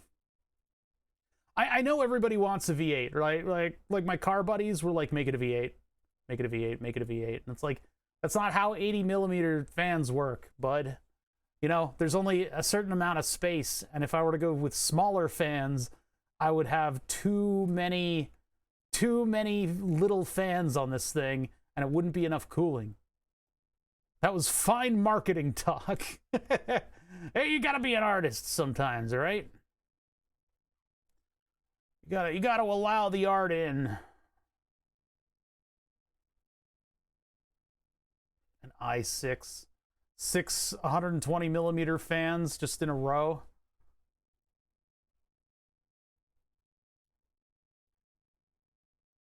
You can't always get what you want, chat, especially with me. How am I going to do this? So if I want to have, I mean, I could have a triangular piece that goes in, or I could make it a big, I mean, that's a lot of, my 3D printer is about the size of this computer, right? My 3D print bed is about the size of the computer. So I think, hold on, wait, what's the distance? Oh, I didn't finish my movement step. Hold on. Well, that's 300 millimeters. I think this one's a little further, but we can do, how much space are we going from here to here? Can't see the number. I hate it when I can't see the number. Number's over here, though. 246. So yeah, that's my entire print bed. The area that we have between this and the front and the back are the size of my 3D printer. So yeah, I'm worried about what this is going to look like when it's done. There's a lot of stuff that I still haven't designed on this. I mean, the computer without all the water cooling stuff on it, it's great. It looks really cool. But I also don't have the power supply on it either. So I got a lot of work to do. I need to cut the rails at 300 millimeters and, you know, do all that stuff. Or no, is this 400? What is this one? I don't have these side rails yet. 350, yeah. 350 is as small as I could make it. All right, so I want to put solids up on this thing. Now, I wonder if I can move this, like move the parts into another drawing. I guess this drawing is going to have all the extrusion steps and the solids on it, isn't it? For the centerpiece. There's no way of getting around that. That's the whole point of this drawing anyway. That and to figure out what the positioning of everything is. I don't know if Fusion would allow me to move the 3 center components and the top layer into its own drawing. How's the rally racing in my summer car going? We're not going to do the rally tomorrow. I'm going to try ice road snow trucking mud thing. Like we tried last time, 2 weeks ago, we tried to do snow runners, and it would not recognize the wheel because it wasn't a Logitech G29. Well, I figured out how to turn my wheel into a Logitech G29, and I'm going to give that a shot tomorrow. I'll try to vet it out ahead of time to make sure that it actually does work. But I think it does because it was somebody else's YouTube tutorial on how to get it to work for snow runners. So we're going to do some chill getting stuck in the snow, right? With the force feedback wheel in full force feedback. So I want it to be at like 80, the top number of amps that it can provide, so that it is actually a torturous experience. But that's what we're going to be doing tomorrow. The rally, I have a feeling that I'll be able to do the rally now because we built a lockout for the shifter. I can open that up real quick. It's a great game for a controller. Yeah, but I don't want to do blah, blah, blah. The whole point is that we've finished the steering wheel project, and I have to do stuff with the steering wheel. What's the point of building this whole fucking thing if I don't actually... Why does 3D printer have its own weird logo? Anyway. Where are we? Admin, steering wheel stuff. This thing that I built, this little push bar for the, I'm gonna just leave this up because I keep talking about the steering wheel because this is like project hangover. We're just out of weeks and weeks on this project. This piece right here, I keep making it taller and taller. But it actually works now. So that's actually pushing up against the roller here the roller assembly here, and it's creating a lockout for the reverse gears. Now, the only reason that I did that is because that's how my car works. I could just learn how to shift in a car that has reverse all the way out and down. That's probably what I should have done, but I wasn't willing to do that because I'm dumb. I don't know. But anyway, I succeeded finally. I felt like I wasn't going to be able to get that done. I felt like for some reason, the mechanicals of it were fighting me too much, and I wasn't going to be able to get the right feel out of the thing. But I finally, after just hitting it, just hammering away at it long enough, I was able to actually get that to work. So I'm pretty excited about that. It still feels a little light. We were shifting with it earlier, with me, looking away and trying to get from third to second. If I'm too spirited going from third to second, it'll put me in reverse. I won't feel it. But if I'm careful, if I'm just a little bit more careful than super spirited shifting, it works. So pretty happy. Sold last manual car in 2001, full-on automatic. It's lazy. It's not really, I don't know. I don't like driving automatic cars. It's manual driving. I mean, being lazy while driving is not a good combo. I don't like cars that put you in like a sofa when you're in it. That said, I do have a luxury car, so and most of this project has been trying to replicate my luxury car, but it still makes you feel like you're driving a car. You're not just, I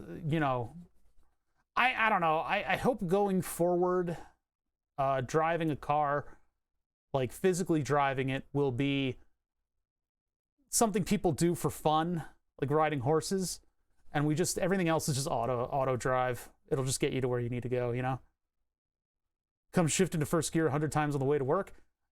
You got nothing on me, man. I used to drive in DC traffic, all right?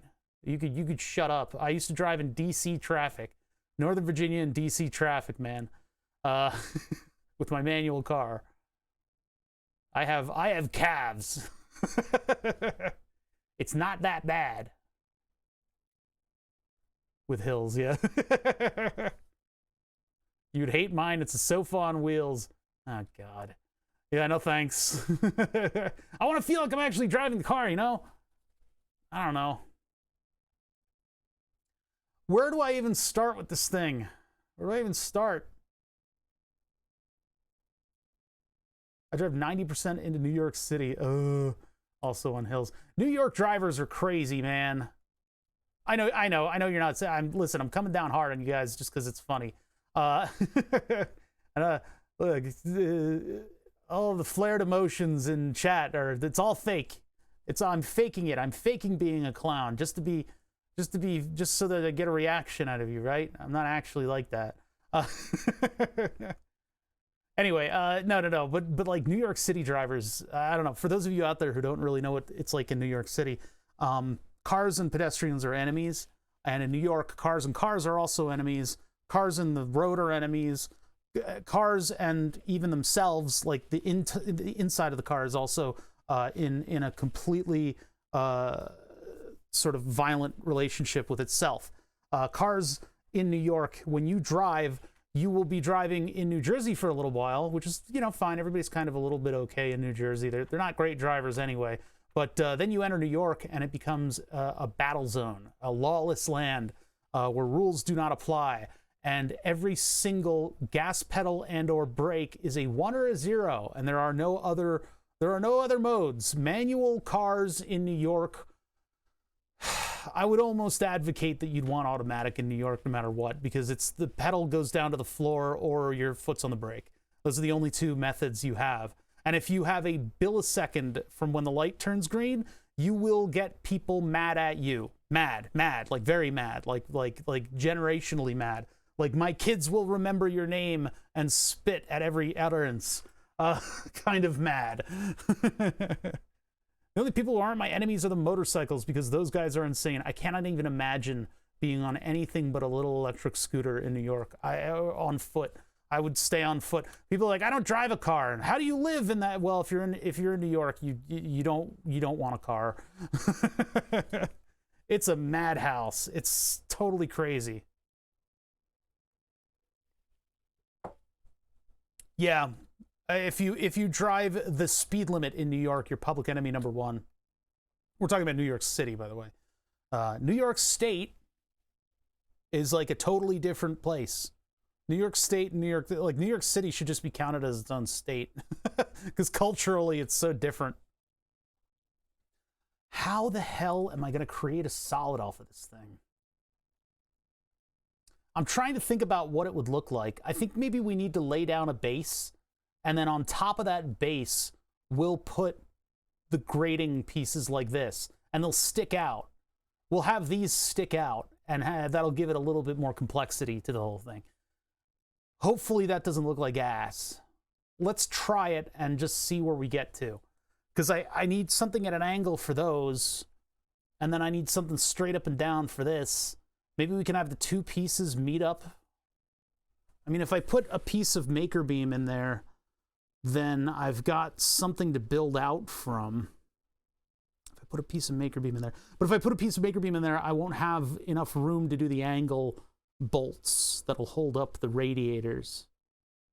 Angle bolts I need to just kind of stick through. This whole thing is going to be like one big frame piece, and then I'll have decorative, well, they're not decorative, but I'll have the grating holders go on top of that and have grating under them. So it'll be one layer of the grating holders.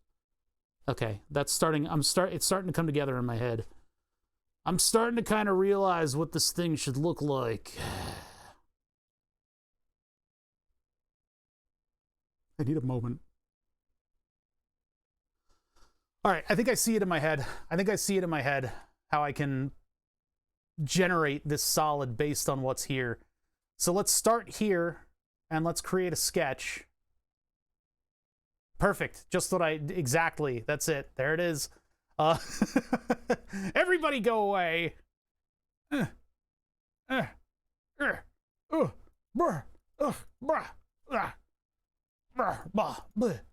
I need that. Need those. Nope, not that. Nope, that stays. This goes. This stays. This goes. Nope, that stays. This stays. This goes. This goes. This goes. This goes. This goes. This goes. That stays. No, that's, well, yeah, those stay. And then the power supply. Where is it? Okay, there we go. Now we're cooking. I should probably like save these view preferences, but okay. What is the underside of this thing gonna look like? Well, first of all, we need to project some stuff into our drawing. So I'm gonna start with the projection of the edges of this. So I want that line there. I want this line here. And then I also need the front and the back from the frame. How do I get the front and the back from the frame? Because I'm going to want, well, we'll start up here. Let's start up top, and then we'll work our way down to where we need to be. Because I think, what's that going to look like? Hold on.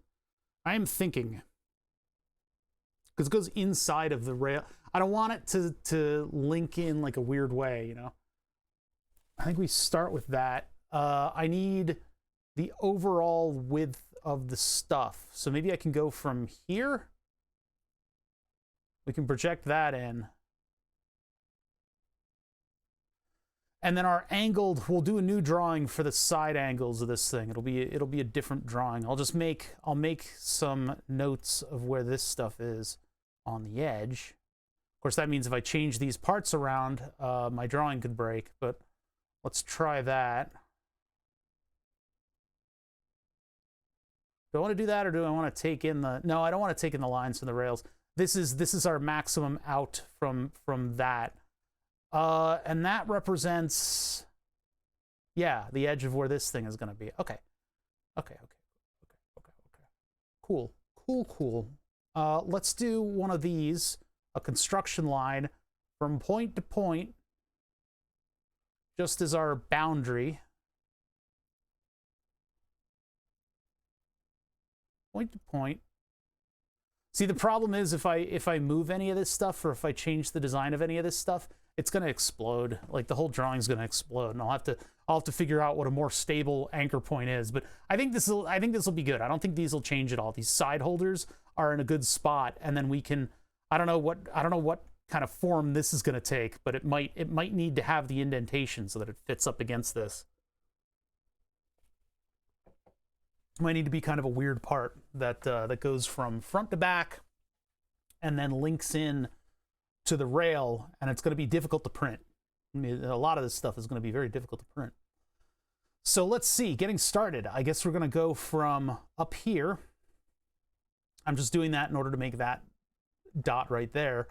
And then we're going to go to down here. We just make that dot right there. So then I'm going to make a non-construction box out of the whole thing. I don't want to do a center box because center boxes put a bunch of construction lines all over the place. The times that I've done drawings that have revolved around like a center box, they've been the messiest drawings that I think I've ever created. They're just complete disasters. Okay, so what bolts are going into this thing? What is the thread size on this thing? What does this thing look like? What is this? Where am I? Who are these people? Get out of my house! Who are you? Thermal vision is fun. All right, just like looking at where the heat is in this desk is great. Oh, I love it. All right, anyway, what are you? Bolts. These are all countersunk, but they're metric, so at least I can figure out what the thread size is. Maybe it's M3. It is not M3. It is very decidedly not M3. M4. Give that 4 M's. That is an M4. We will make an M4. Basically, we want a 4.2 millimeter hole around the 4 of these things because we will extrude down and then bolts will just go from the inside out. And so they can just be regular old metric bolts. Nothing special.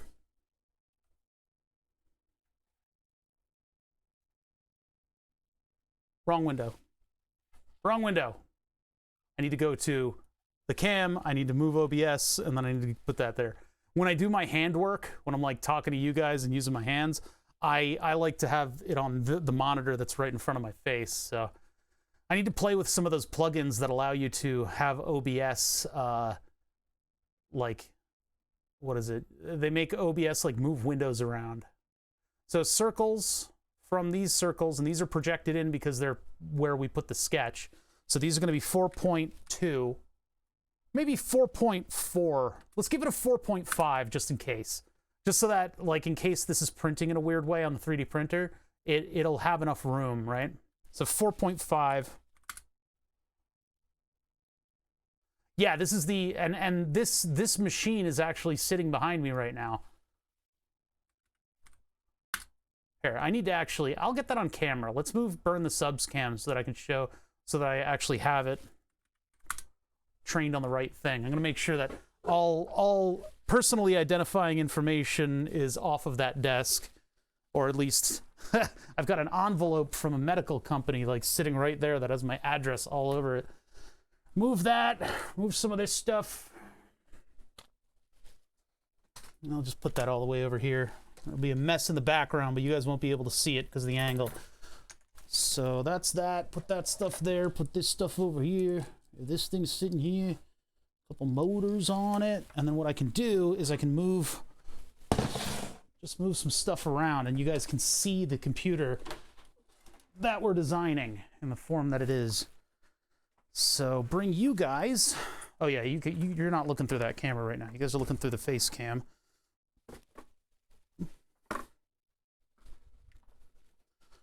Bring this thing over here. Oh, gotta get the angle right.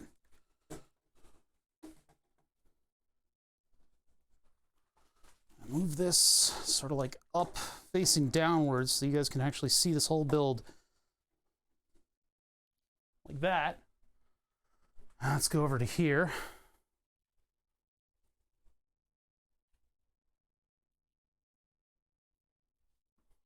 I need the camera to be taller, but actually I could do that. I forgot that this is a tripod. This is indeed a tripod, so I will be able to crank it up and down. If I can figure out the control. What lets me crank you up and down? You stupid little thing. Oh, it's that knob. It's the one that's not facing me. It goes up, up, up, up, up. There we go.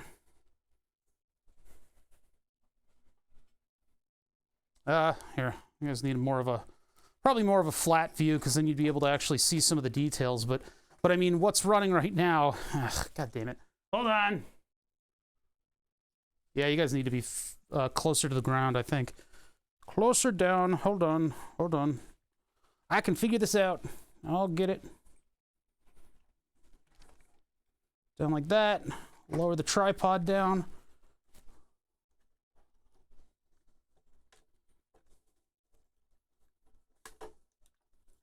I'll do maximum lowness on the tripod.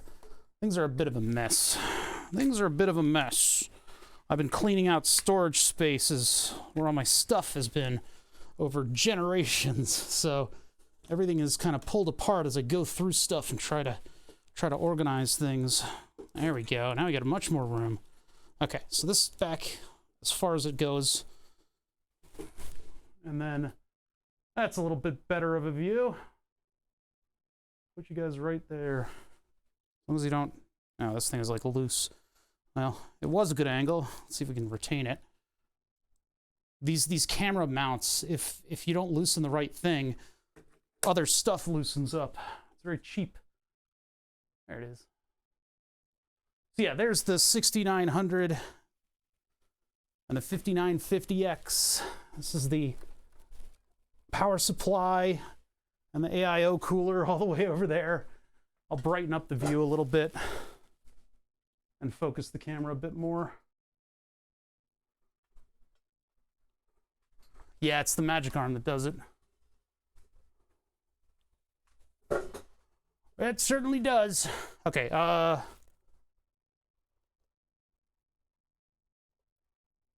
yeah, so the AIO cooler isn't quite visible in this, but you can see we tried to make it air cool, but the power supply, which is the thing all the way on the right, wasn't powerful enough. It had 500 watts to give, and that didn't quite work. So this build is working. I know the fans are off, but you can see the lights blinking. You can verify that it's actually functioning. But yeah, it just didn't really work out. Properties, let's get a little configure video on this and brighten it up a little bit. Let's brighten that up. There isn't a light on it, so. Yeah, all right, so that's I mean, this is what it originated from, right? And I've got the panels on all the sides and everything, but I want to put all the water cooling stuff up there, and then the front corner, which is where the two giant umbilical cords are exiting, I want that space in the front of the case to be for the power supply. That's what I mean. That's what I'm talking about. We put this over there, put that over there. Okay, all right, so we've got holes for the screws, and then we need like an angle here, and then just a big opening for the pump, which doesn't need to be all that huge. I mean, I guess we'll just do the 4x4 rule that we had going before. So I can just go 4x4. And then I'll use that and the one opposite it to create the cutout, assuming we have the space. It might clip a little bit. I might need to gap. Yeah, I probably need to gap the center for not only just the pump, but the pump and whatever attaches the pump. So we'll have to measure that. I gotta put my view back. Oh yeah, there's a big square. There's a big square thing on the pump that we need to clearance. Never mind. All right. Well, let's get it done. Do it for Dale. I'm not going to wear that safety device. Dies of exactly what the safety device is supposed to prevent. Would have survived if he didn't have that damn safety device. We'll make it a 73 millimeter opening because it's 72 by 72. So we'll make it 73. And I guess I don't need the 4x4. We go from the center of this thing. Oh, which I need to project. Really? I mean, there should be a circular thing on this solid. There isn't. Okay, so yeah, I need to project any of the rings. It doesn't really matter. We'll project, I don't know, project that one, sure. And then from that point, now the solid is getting in the way, so I need to unview it. Where is it? It's that. There we go. So we take that from the center and we make a regular line, and that's going to be 73 by 73. I'll give us 1 millimeter of clearance, but there will be enough plastic around this stuff that it'll be supported.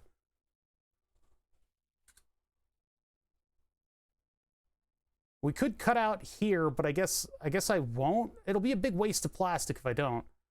Yeah, I guess I'll just do, what's the distance here? 6. So I'll do 6 from the hole, and then I'll do a 3-point rectangle and a non-construction one, and go 1, 2, 3. Really? Why does it do this? It's like, oh, I didn't bother to actually link up to what you wanted me to. Come on, man. Why does the 3-point rectangle, I feel like, changed its behavior? Where it, like, I can't define... Oh, it just did. It just worked. It's so frustrating sometimes, this freaking software. Okay, so there, now that's an even hole, and I can, well, if that's exactly 73 by 73, that's not really gonna, it's gonna be exactly the size of the thing. I can't chamfer the edges. I guess I'll leave them alone then. Because, I mean, I wanted to soften the edges up a little bit, make them a little bit more consistent with the look of the rest of the thing. This will be about a 0.5 millimeter clearance on either side of that. I guess that's all right. So yeah, into the sketch, I need the reservoir back, and then we need to do 2 panels on this thing. So it needs a front panel and a front and a back panel, and those panels are going to actually accommodate like hoses and stuff going through them too. Raise hail, praise Dale. Amen, brother. Okay, so I want to go from here to here. That's not even projected in because of the chamfers. So I'm going to project this, and I'm going to project this, and they're probably going to be even, seeing as this thing is in the center. I mean, like, that man called the Hans device like a noose. He called it a noose, and then he went off and fucking crashed into the wall, sustaining a baseline skull fracture, which is precisely what the Hans device protects against. You can't make this shit up. All right, so like that. So now I've got center points on the 2 here, and I need to figure out what the hole is going to look like on that thing. And if we follow the design language of these things, we can go into this sketch.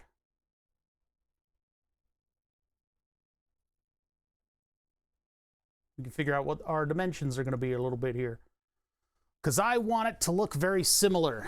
Now these are weird. There's a lot of stuff on this one sketch. Maybe we could just measure off of the original in order to get kind of the same look out of the thing. Let's see. How do I want to do it? I don't want to just do a bolt in each corner. I would rather do the bolt, 2 bolts, bolt. But if I do that around the entire perimeter, that's a lot of screws. That's a lot of pointless screws that I'm going to be putting into this thing. Because this would stand to reason that I'd have 4 of those. Now I did for one of the pieces, I did only 1 screw, because it was 1 screw in each corner, which was, where's computer parts? I'm looking for my folders. Computer parts, computer, air core. Yeah, for this fan holder, I did one bolt in each corner, which given the amount of distance that I have on this thing probably makes sense to do it like this. So the two panels that'll go on the top will look like this. I could also split up the look of it a little bit and have like a narrow panel that'll have all the tubes going through it. Because I'll basically have to have two tubes going through this to bring water from the radiators down. Now, what tubes are going to be up here? Well, it's going to be pump, radiator, rest of the computer, back to pump. So it'll just be two tubes that go down to the bottom, and then all the cables are coming off of the pump. Two tubes going to the bottom. Any other effects or whatever I want to put under there are going to be based on that. So if I want to, I can do two 10mm holes on its own panel, or just somewhere around the front, which is over here. So two 10mm holes would be like, I don't know, I don't want them to be in the very front. Maybe like back here, I could do 2 holes, and then I'd have one tube coming from the top of the pump down into there, and the other one going out to here. One tube goes across to that and gets tied down on something. So I do need to have like a space where I can like put stuff. But should that take the form of one of these panels? Well, let's just start with the whole thing and just make it look like one of these. We'll start with the whole thing. So what's my motivation here? I have an overall dimension I want to follow, but then I want it to be a certain distance away. So this would be from here. It's an orthographic view, isn't it? That looks weird. From there to here. That's 6mm, and I also want my view to be perspective with ortho faces, you stupid computer. I don't know why everybody insists on having orthographic view on things. It makes you feel like you're taking crazy pills, because when you're looking around at stuff, it's all over the place. Like right now, this is orthographic view and it looks fine, right? Because we're directly facing the solids that we're supposed to be acting upon. Everything is projected onto a flat sheet.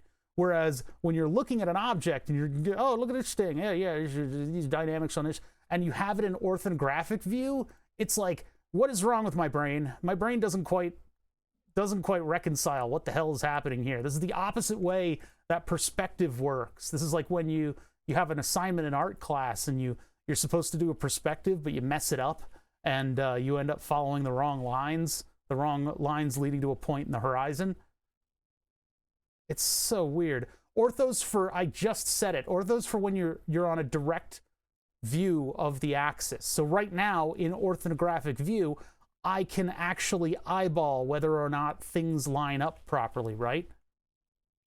But if you move into perspective and it's still an orthographic, it's projecting the view as if it were orthographic, and it has that weird wrong horizon kind of effect, which is why you do perspective with ortho faces, so that we're in perspective here, but if I go into a face view, it'll project it exactly right.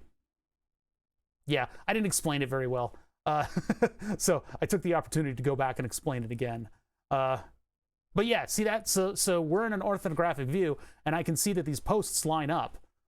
If this were in a perspective, we can't exactly get a good impression because everything's going towards the horizon, right? But if we're in an isometric view, perspective makes a lot more sense because this is what it would look like IRL. If we're in an orthographic view, but we're isometric, it doesn't make any sense. It doesn't make any damn sense. I never use projective. Why? This is weird. It's jarring. It doesn't work. I look at this and I'm like, why does it look weird? I'm like, ugh. So perspective with ortho is the best because then you can lock it into a side and you can see if things line up just at a glance, and then you can pop out and do it like this. So anyway, 6mm border on the solids that I'm going to make. So let's make the opening 12 millimeters away from this and 12 millimeters away from this. So I need a 12 by 12 that originates, no, that originates from here. Because then it'll be 6 millimeters and then another 6 millimeters. Why do you do this to me? 90. Like, as soon as you hit the wall, it's like, I'll do whatever I want. I couldn't imagine getting used to that, yeah. Okay, that is actually a construction box, so 12 by 12. And then over here, 12 by 12. I'm wondering if I want to make the lid that I put over this thing a subassembly.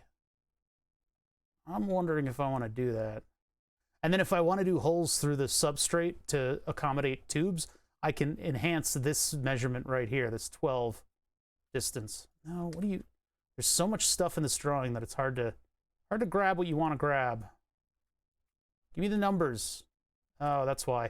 It's because it's on top of it. Thanks for doing that, AutoCAD. I really appreciate you putting that thing, that little measurement so far away that it ended up inside of another solid, so I can't select it. I gotta go over to here. Now I can get to it. You bastard program. All right, so. Let's see. We go from here. Well, actually, no, we're not. Am I building the... Yeah, I'm building the angle into it, aren't I? So how do we generate a similar looking angle to the rest of the design? Let me go with the top grid holder. I feel like the angles are a little bit more pronounced here. Nope, they're the same thing. Okay, that's what we're going for. We're going for the same thing. All the same cues.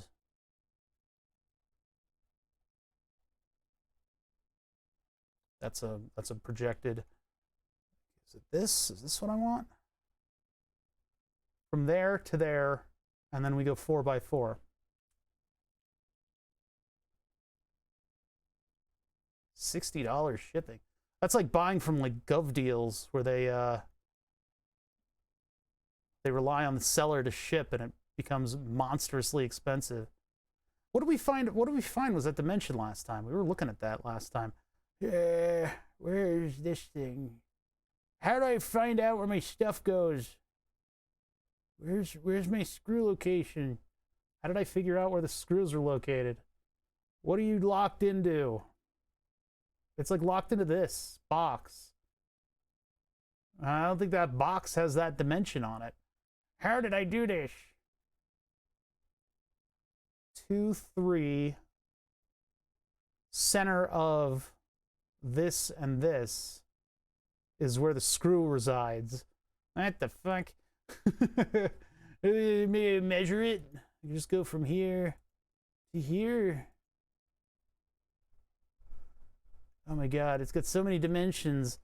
2.121? What the hell? All right, 2.121 then it is. I think this is 6 millimeters from the edge. And then I took 4 by 4 off of that edge, and then I went center to center. That's complicated. Well, all right. So if I do from the outside, I then do 6 by 6.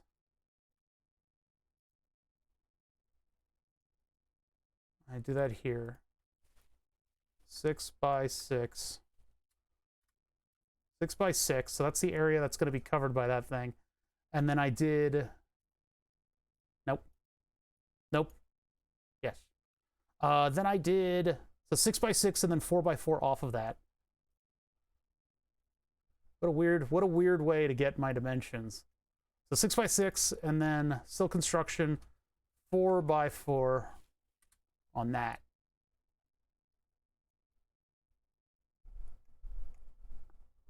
Should I mirror image it? So shouldn't it be over here?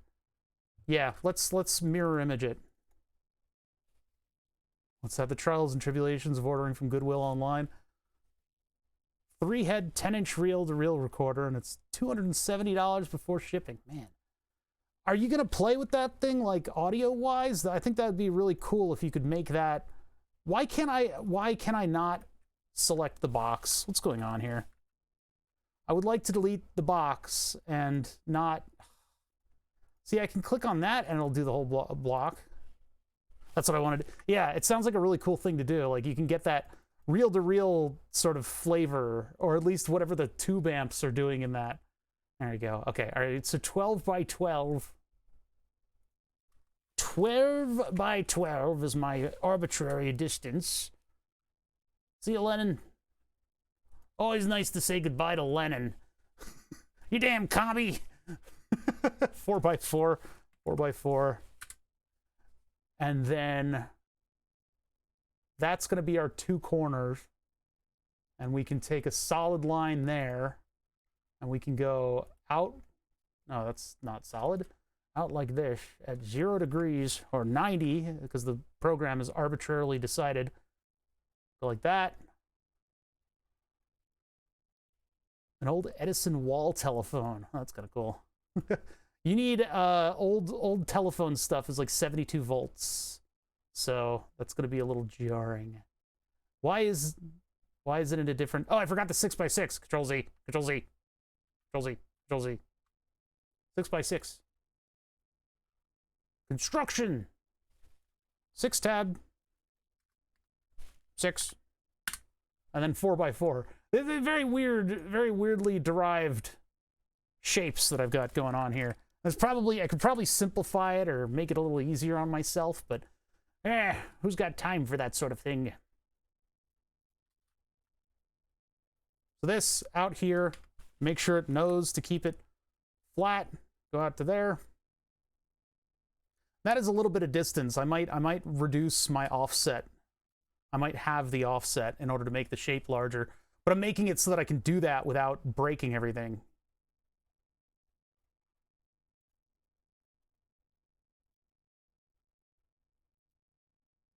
Like programming in the chamfers automatically. Look at what you've done, Fusion. Love it when you do that. You add a little line to everything. Just add a little tiny line so that your dimensions are all fucked up. I wish they would change that behavior of the line tool. Maybe it's something I can turn off. I saw Shorty here earlier. Why is it 135? I guess it's just doing it off of the 90 degree. Ugh, please don't do that to my drawing. I don't want that angle. Just keep that. Yeah, there you go. Okay, that's better. So this mirror on that. Oh, no. Okay, bop. That's our top hole. Look at my top hole. Where are we mirror imaging this? Where's origin? I need a line from origin. I'm gonna view origin and then get rid of the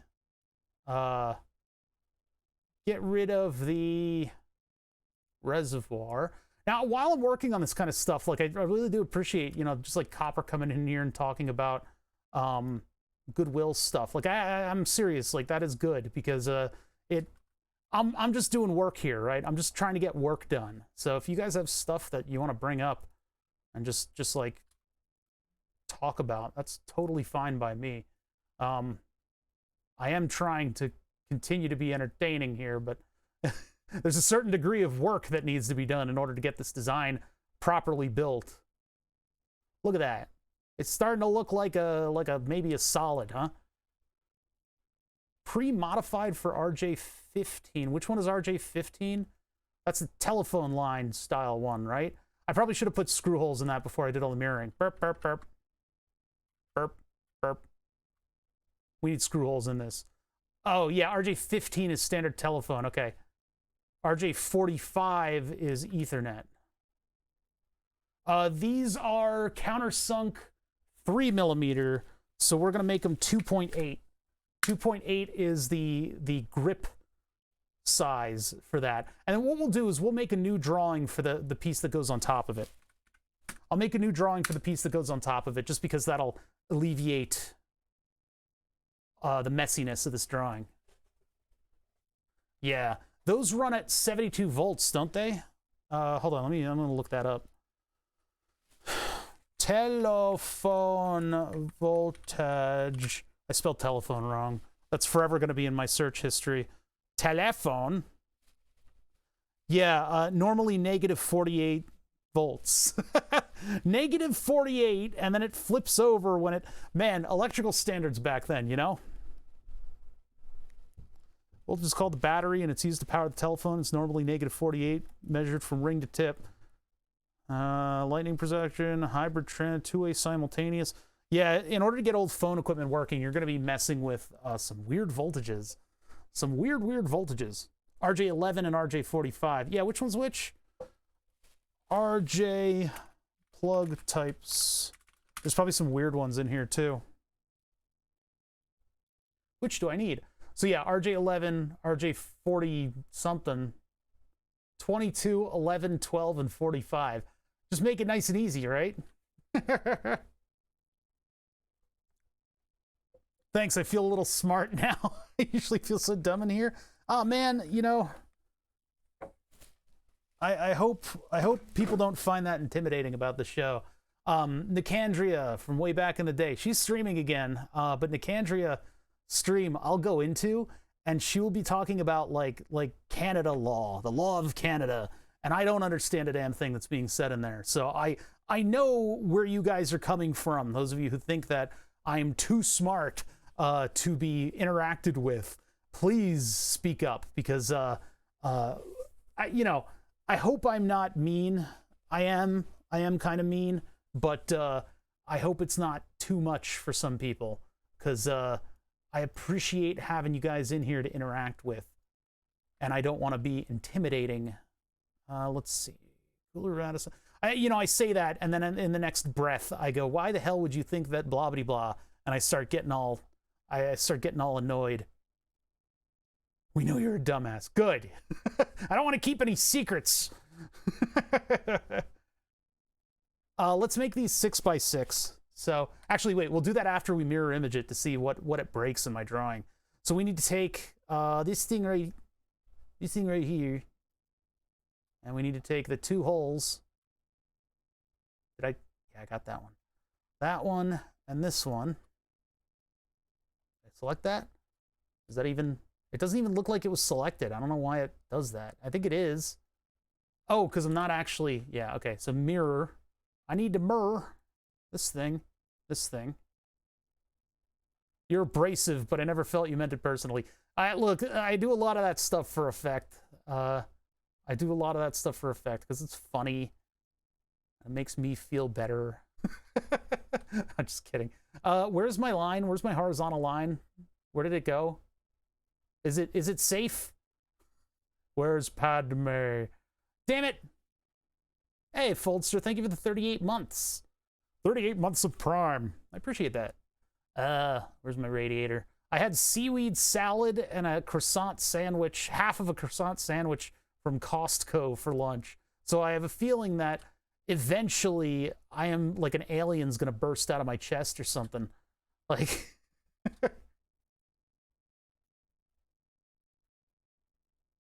line, sketch line, this way. That's our mirror for horizontal. Assuming this thing is in the center, maybe I should measure it. 150? Yeah, it's in the center. Okay, as long as that's in the center. Because if I move that solid forwards or backwards, the center's gonna move. And so if I base the position of this thing on the center of origin and I move something around, everything's gonna explode. So I gotta be careful about that.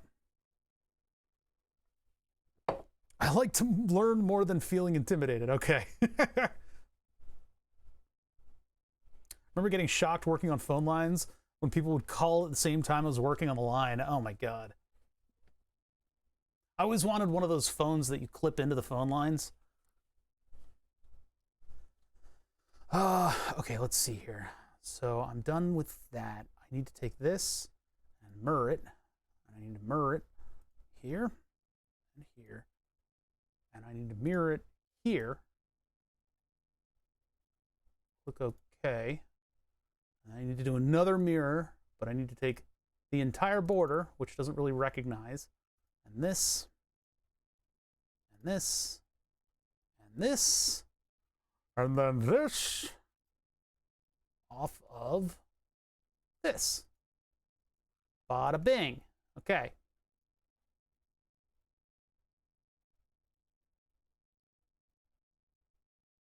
Oh, yeah, black boxes and stuff like that. Those are a little different than I think what you're thinking of.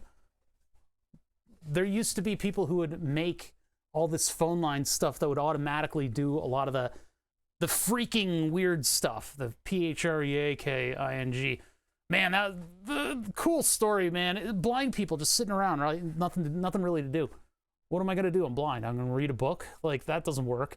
So what they do is they pick up the phone and start listening about what's going on. Well, what happens when I dial somebody? Well, back in the day, a lot of the switching equipment was just completely, it had no security. They hadn't figured out security yet. And you could actually listen to switches and stations actually making connections for you.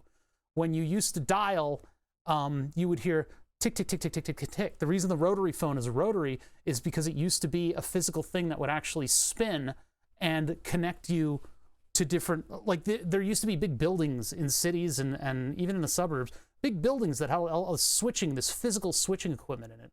And so these freakers, these people, these blind people would just like, what happens when I dial? Here, click, click, click, click, and then I hear ooh, and then a little tone, and then a second tone. Well, what if I like make one of those tones? And they started to figure out how this stuff worked and how to exploit it and get around it and get through it. I mean, this is, you know, people have always been screwing around with phone lines. Back in the day, farmers would do a party line by connecting the phone line to like a fence, and then multiple people would be able to drop in on the line. And actually, those what were they, conference calls back then actually prevented farmer suicide. People were able to connect with each other. So yeah, there's a lot of really cool stuff revolving around the phone lines. Nowadays, it's all digital and it's all locked down. So let's make this 6x6. That's gonna make everything all weird. That's actually kind of cool, but I'm not gonna keep that. 6 blurp by 6. So that fills the space a little bit more. Yeah, we'll keep that. Fills the space a little bit more. Well, we can't really visualize it yet because we don't have all the solids in there. This thing is that, it looks like it's off center. Is it because I'm out of perspective? No? Oh man, I got serious heartburn. I don't know what that was. I just burped and oh boy, my stomach is a war zone right now. All right, let's finish this sketch, I think. Because I think we got what we need out of this, and I can make a top panel for it and see what that looks like. So the distance here to here, really, 0.536. Yeah, really. Whoa, I just got hit with just like a massive wave of nausea. That wasn't fun.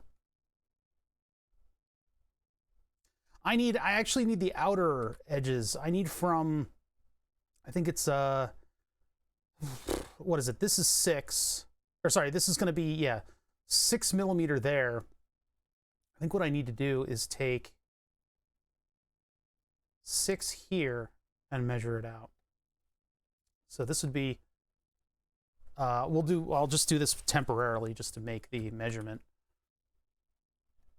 I was much younger. I had a 2-way radio on my motorcycle helmet. I regularly hear cordless phone conversations while riding through town.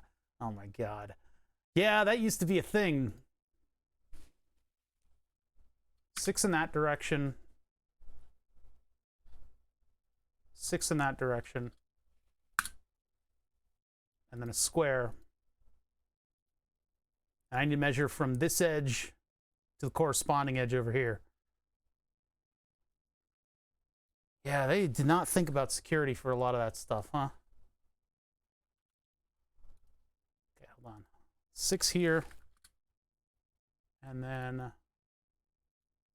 oh, why is my computer, like, messing up? 6 here. I'm going to check my hard drive space. Make sure that it's all right. You see, it did it again.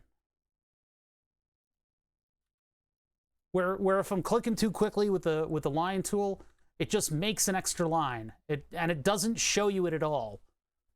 Keeps it a secret. Little bastard. Here to here. Now, oh, that's just here, isn't it? Okay, all right, never mind. We can get rid of those extra boxes that are going to confuse me. That's literally why I made it the way I made it, huh? Okay, so we can go from... well, actually, I kind of need that other one.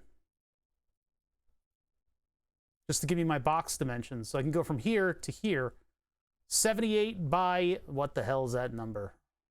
92.536. Oh, God. All right, so this is a new thing. We're going to save it as... and then these are going to be top plates. Top grid plates. Top grid plates. We go from here, and we're going to go on the flat plane with our sketch, and we're going to make it those dimensions. So that was, what the hell was that one? 98.236 by... okay, hold on. I got to keep numbers in my head so I can't read chat. I'll go from there all the way up to here. 78, 92.536. 78 by 78. 78, 92.536. Jesus, that's a weird number. Oh, you have access to telecom equipment because of family stuff. That's cool. Yeah, there's a lot of standards, aren't there? I love the old stuff though. It's cool that there were actually physical switches that did everything. And like when you make an international call, I remember there was some documentary or YouTube video or something that I watched where the guy who was like a big freaker, I guess back in the day, he was describing what the different noises were when you connect from one thing to the other. Because they make a lot of weird noises when you do something like call across several counties or even international calls, because you can hear the telecom equipment. It's all that noise that you hear at the beginning of The Matrix. This movie actually had some influence, well, it had some inspiration from the freakers and the hackers. 4x4, or was that, no, this one's 6x6. 6x6 and then 4x4 off of that. So I go here and I go 6x6 like that, and then I can do a 4x4 on the edge. Actually, we can just use the mirror lines for this, so I don't need this. I need one up here, so we'll go 6x6. Actually, I don't need one up there, do I? I could mirror this 4 times, so I could just do this and this, and then we got the 4x4, we got the 6x6, so I can make the solid line here, solid line like this. And then keep this at 90, like that. Never seen a payphone IRL. Oh my God. Oh my God. There's a whole movie that has a payphone. And then I need to do construction line from here to here. And the center of this line is going to be where our 3mm hole is, 3.2. And then we'll use the hole tool in order to put a countersunk opening in that. Movies aren't IRL. You can still find... no, you can't. They were public toilets, basically. All right, my foot is cramping. So I'm going to mirror this. I'm going to mirror this, and this, and that, and that, and that. And then this. Off this line. And then I'm going to mirror. Ah! We changed. No. There we go. No. No. Where's sketch? There it is. Okay. Mer. This. And this. And this. And this. One of these. Hello? This. This. And then the two holes. Here and here. Although we're not really going to use these. We're gonna actually get rid of them. Actually, I do want to extract these holes because I don't want the top of my screws. Well, actually, if I have that center in the sketch, I think I'll be able to use the hole tool against that surface. So maybe that'll work. Okay, so there's that. And then we have 4x4 inside of this. So we go 4x4. Or is it 2x... tuber. This one. And then I want to measure from here to here. That's 2. Okay. So we'll go 2x2. I mean, I could just do an offset of this. It's kind of sloppy when I do offsets, but I guess this will be okay. So the offset is -2. Doot, doot. Just like that. That creates that inner wall because the grating is going to fit inside of this. And it'll be pushed down a little bit. Yeah, our high school had like a booth with a payphone in it. I wonder who collected on that payphone. Sickab had a pager. Dude, with diabetes, like, holy fuck. Also, hey, Sickab, how's it going? Sickab is more famous than I am now that he's gone over and become a 24/7 Evolve streamer. I take it you're enjoying the game. I never got around to playing it. But yeah, when you, speaking of pagers back in the day, we're talking about like old phone stuff. And this thing very routinely gets called a pager. Very routinely. This is my insulin pump. It's giving my body insulin, but you can see the heat of my body is still in it. But man alive, like this thing, every time I got to entertain that this thing is a pager. Now, when I move over to this pump, this goes on my body. So I'll have this like little electronic patch on my body, but people won't ask if I'm using a pager or not because I'll just be controlling it with my phone. Just with my phone. But yeah, you guys should check out Sickab because he's going to be partnering soon. He better be partnering. I don't know. I don't know if the wave will last long enough, but it's been awesome to see the big numbers on his streams. He runs a chill stream. It's a lot of fun to listen to. I lurk. All right, so this is going to be our top piece for our big computer assembly. Oh yeah, we can finish this sketch. We're done getting the numbers out of it. Now, if anybody who's just tuning in, I am working on my big computer project, which is currently partially built, but also it needs a lot of love. So I don't know if I'm enabling stuff that I shouldn't. This thing right here. Partner for the 8K bitrate. Wait, is there a setting that I can enable to get 8K? I didn't know that. I'll have to look for that. But yeah, this is my big AMD build. It's going to have a 750 watt power supply that I custom build with power modules. Carbon fiber bottom plate, little carbon fiber accent right there. Custom back plates, and a big water-cooled assembly that we're trying to build right now. Here, let's get rid of this thing. This over here, just change it to 8K. I don't think I can get over 9,000 crunch. This is the computer and it's working right now. I've got it in air cool mode until we can design all of this plastic, all this stuff that's going to hold these radiators up. But you can see in the background, there's an EVGA 750 watt power supply powering the whole thing. Well, unfortunately, that was an emergency buy, along with the NXZT AIO cooler. That was also an emergency buy, so I could just get this thing working for now. What I'd like to do is water cool everything, and that's going to be a comprehensive day of building. But at least I know all the hardware that I bought works together and is able to be computer. But that is a 6900 XT, haha, funny sex number, and 5950X and a 6900 XT. Is that the right thing? Yeah, I think so. But yeah, it's a full AMD build. I've always loved AMD. I've always loved AMD. I just went Intel because it was easy. So 8K is sort of supported, but not officially, according to Twitch's in-house OBS flavor they have for download. Okay, interesting. Twitch has their own OBS? I don't think I want to use it.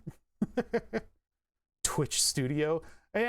People are just that into stealing OBS, huh? I need to switch off of Streamlabs. I haven't done that yet. That's something that I'm still figuring out.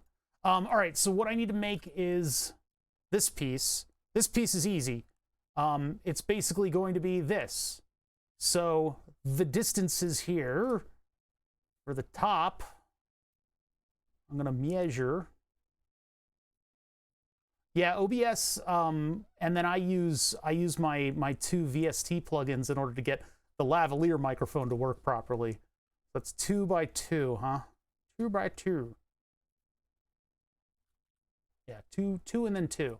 All right, so that's extrude, and we're gonna take this and we're gonna go down. Yeah, let's, all right, -4. And then give me my sketch back. Extrude this, -2. -2. There you go. And that's our plate. So now, and the reason that I put the sketch on top, it's going to make the grid kind of annoying. But what I'm going to be able to do is use the hole tool to make hole. And then I can do, from what I remember of these things, it is countersunk. The head is 6. The screw is 3. 90 degrees. This is 3.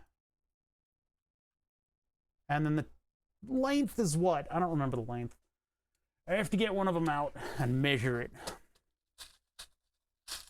Got to learn how to use OBS and get some VST stuff. Yeah, it's so the best thing you can do, and the way, and I've said this 1,000 times, and hold on, let me just get the. It's pretty simple. What Bother's doing looks much more complicated. I'll explain to you. I'll explain to you how I use OBS. I had Leb help me out with all this, who periodically shows up in stream.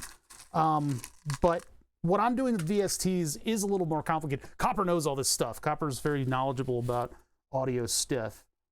It's 6 millimeters long. Okay, that's all I needed. 6 up here. I'll explain in just a second how I did what I did.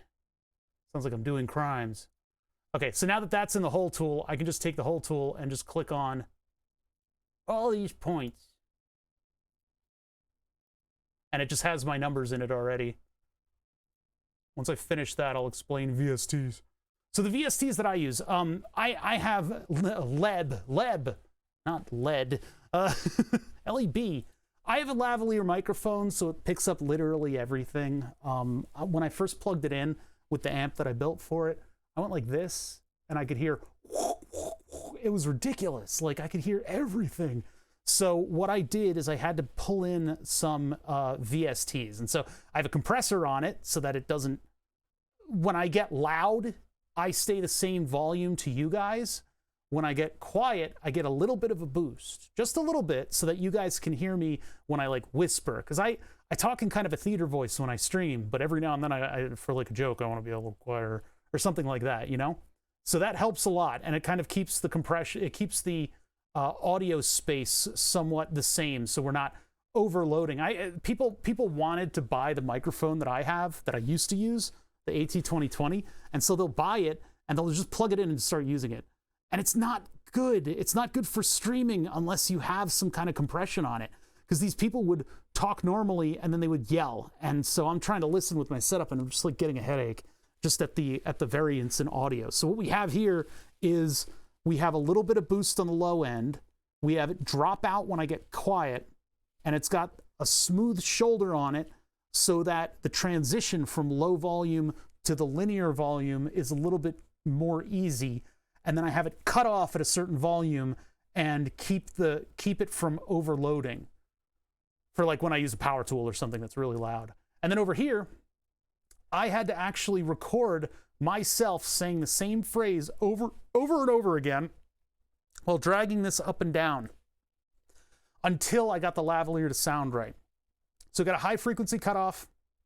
We've got a little bit stronger high frequencies, even though the mic kind of favors that. We're de-emphasizing the mids and the low mids. And then we get into the lows. I overstate the lows a little bit, so I sound manly.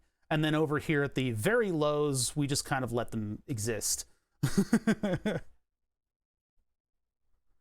Compressor and EQ are the goats, as the greatest of all times is. But yeah, it with this lavalier and the frequency response of this lavalier works really well. I like my mic setup. I went and bought a Rodecaster Pro we'll be using that tomorrow, and then I'll have all the morning zoo sound effects that I can punch in. The Rodecaster is weird. It's meant for like traveling with it, and then it does all of the mixer stuff that I want it to, but it doesn't let you do frequency EQ. It only lets you use what they call aphotex, which doesn't necessarily tune nicely to the microphone. So I'm thinking at some point we want to do like an audio project, because I got like a little box over here that we can put my own sort of preamp in. We'll make our own lavalier preamp that I can plug into the mixer, so I can get this response without having to use software, because I want it all to be on the mixer, and then I can plug in more mics to have a guest. I want to get Julian in here, and he went kind of quiet. I hope he's okay. He's been wanting to get in here and do like some simple projects with me, and I want to get him in here because it's always amazing to have a co-host. Okay, appearance menu. I want my red PETG clear. Bop, bop. Drag it over there, and there we go. There's our panel.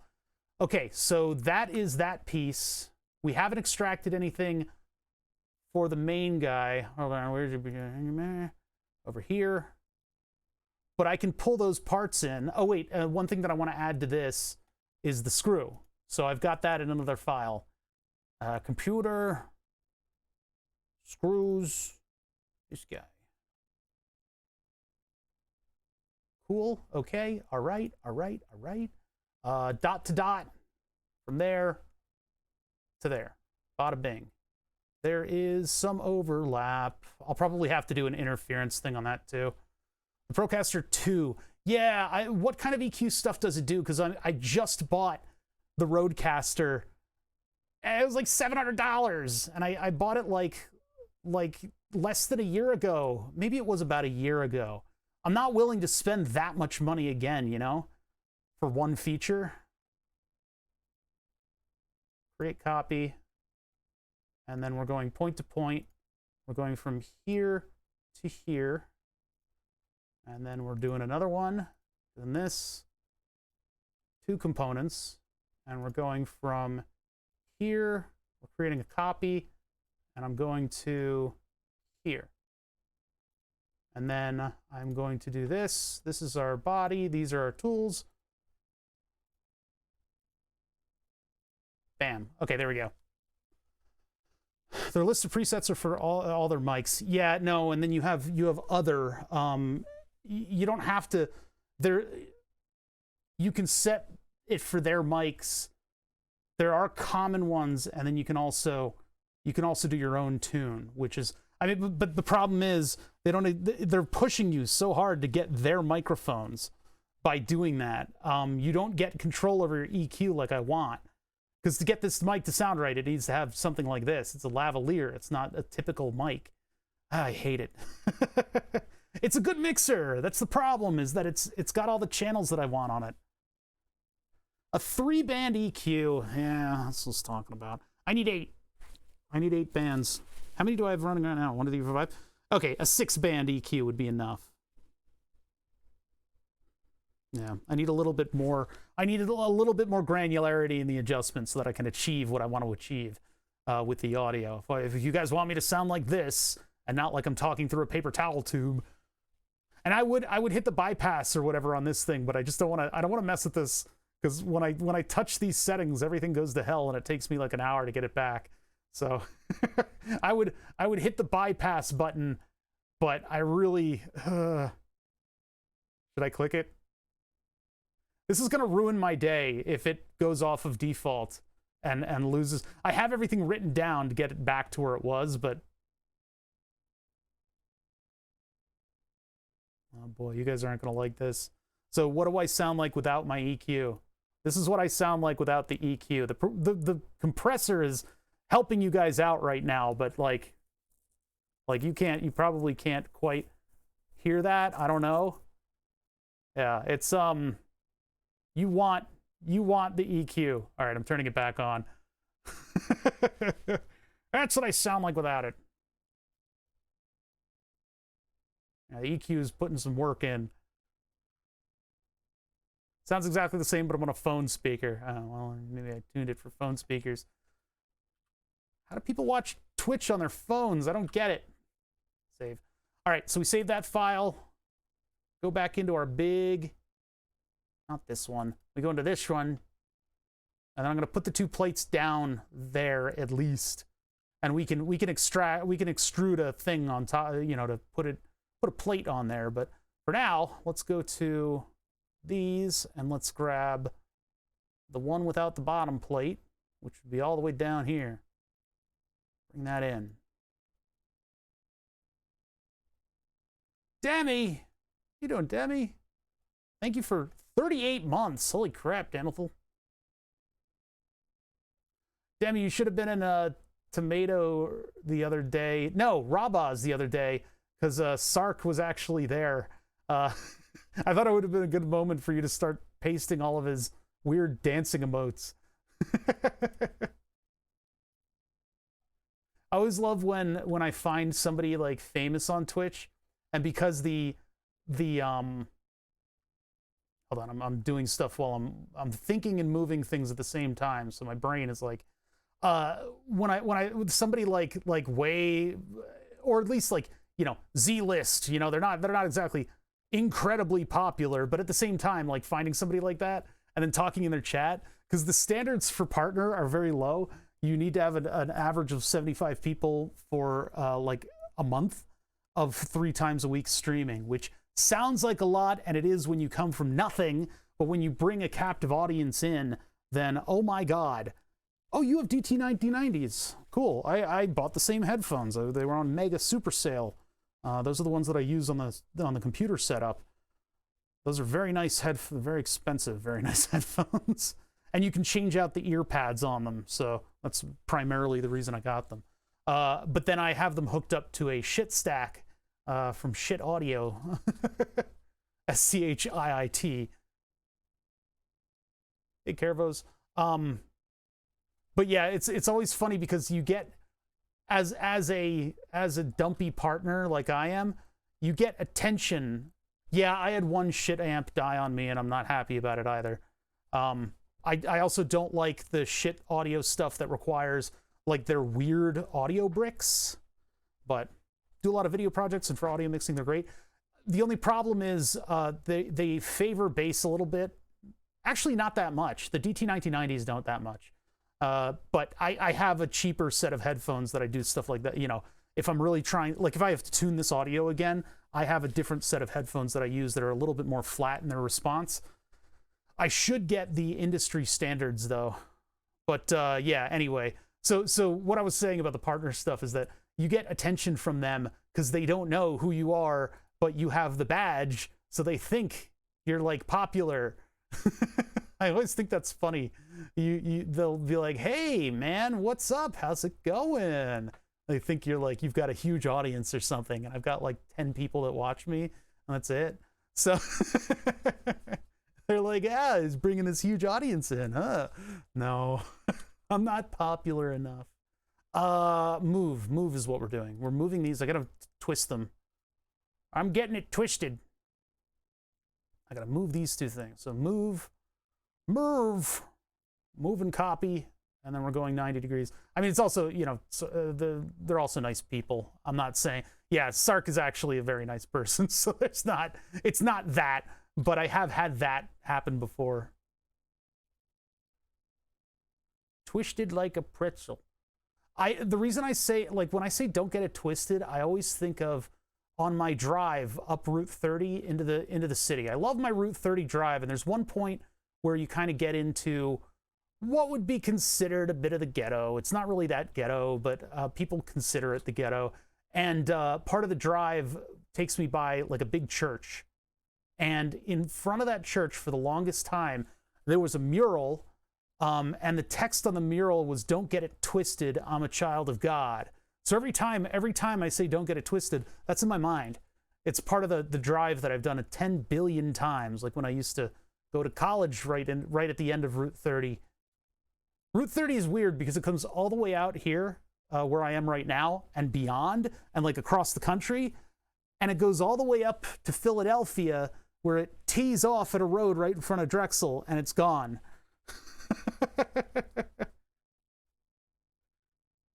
Not high. Wait, what? Demi is high. All right, move this one. Move copy. We twist you 90 degrees. We get it twisted. And then we go from this point, this point, to yoink, yoink, yoink, over to here. The point that we've sketched. A lot of the numbers in here, don't be fooled. Don't get it twisted. I am arbitrarily deciding on.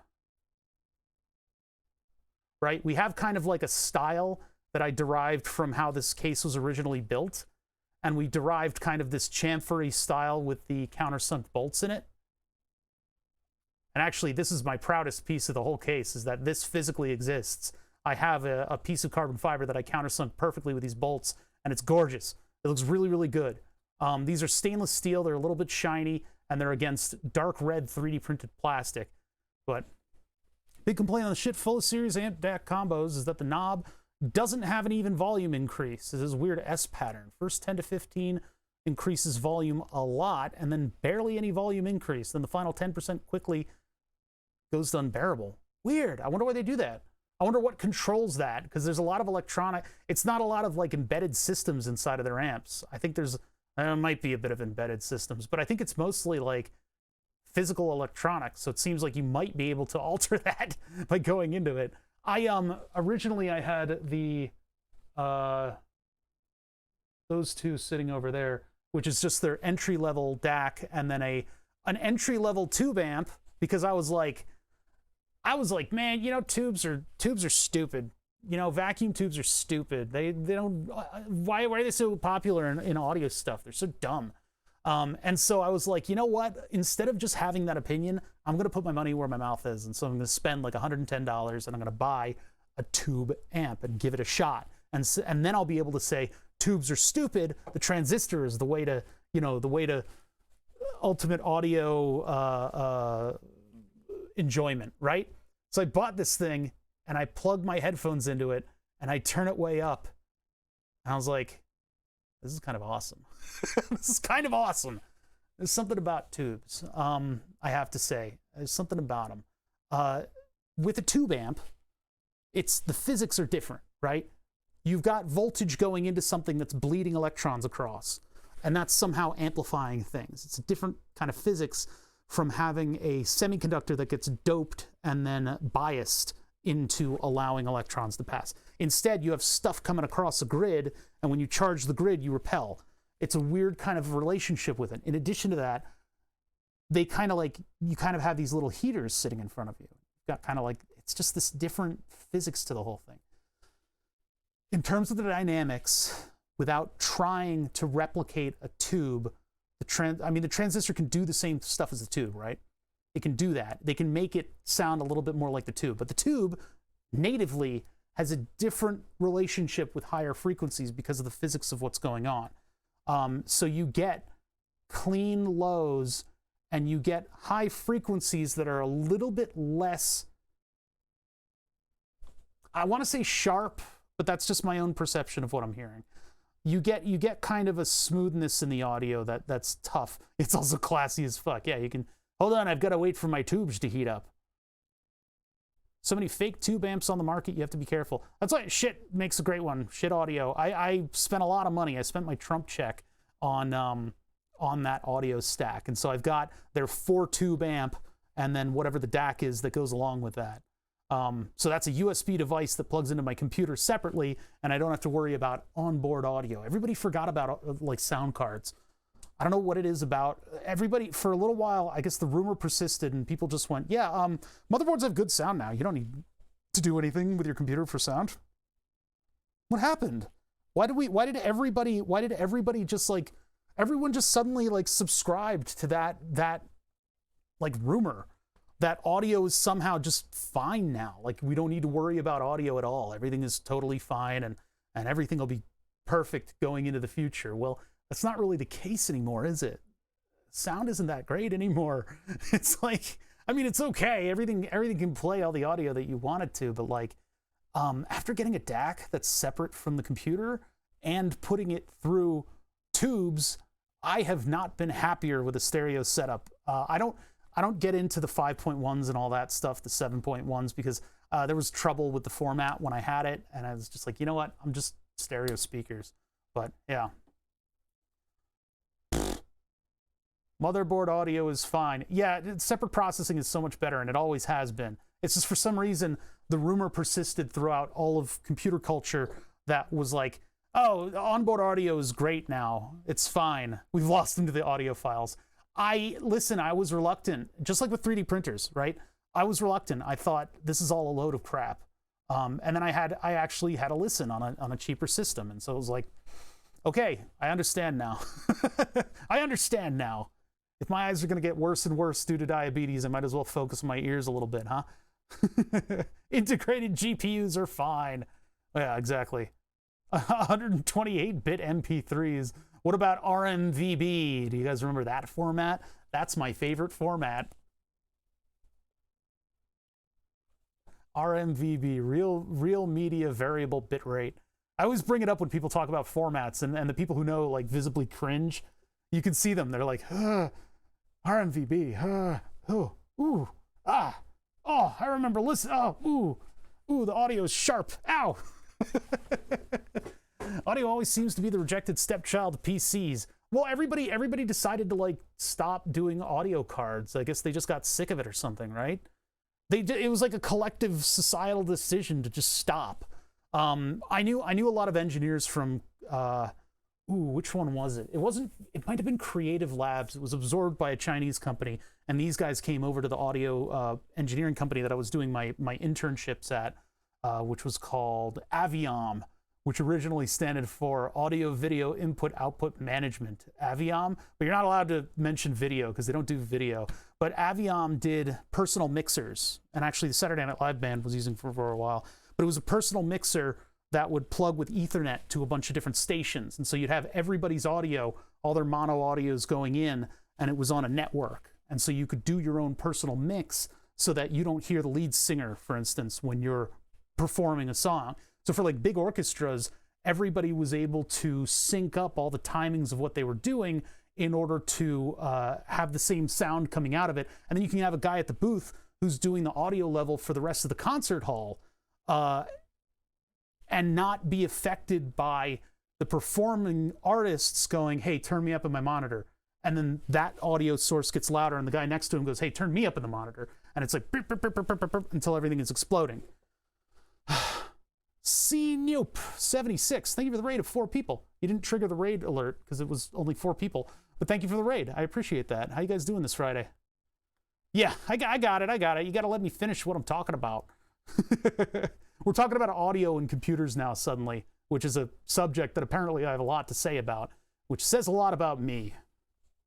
I guess, I don't know. I don't really know if it says a lot about me, but I was relaying a story about my relationship with speakers and audio coming out of my computer for the past 10 years ago, I think is when I started doing this. I just said, because I had all these opinions from all the old guys talking in the Aviom shop, and I sort of started down this road of like, well, I don't want 5.1 speakers anymore. I'm sick of dealing with it. I want a good stereo setup. And so I worked into getting a good stereo setup, and a friend of mine is a big proponent of headphones, and he's talking about Shit Audio. SCHIIT is a great company. They're in America. America proud. They're in America, and they produce very nice audio stuff that's separate from the computer, right? Because everybody collectively, and this is what we were talking about when you guys rated, everybody collectively just decided onboard audio was fine, and they all just used it. And so I think not a lot of people have a good ear for audio. I think all of them have very bad ears for audio because everybody trusts integrated sound now. Ugh. imagine being like that. But anyway, so I got the shit amp, the headphone amp, and the DAC. And then I was like, I was poo-pooing tubes, and I decided to get a tube amp because, you know, it had been long enough. The equipment was like a couple years old. And so I got the tube amp, and I was like, let's see how terrible this, okay, it actually sounds really good. And so from there, I got the sort of more advanced shit audio stuff and like good headphones. And now I can't go back. I just can't. You know, because I guess when everybody got used to integrated audio, the sounds in games were not all that great. Nowadays, we have 50 gigabytes of sounds in games, but like back then, there was just like an MP3 that would play when you'd step. It'd be like one of 4 floorboard noises that you'd hear every step of your character. So, like listening to Jedi Knight 2 audio on the good headphones in the amp was weird. It was weird. But when I stream, when I do the game streams, our audio is coming out of that amplifier at full volume. So I am actually using those tubes to stream, and it's a write-off on taxes. I'm actually using the tubes to affect the audio that you guys are hearing. So in-game audio is a little less harsh, I hope, through the mixer.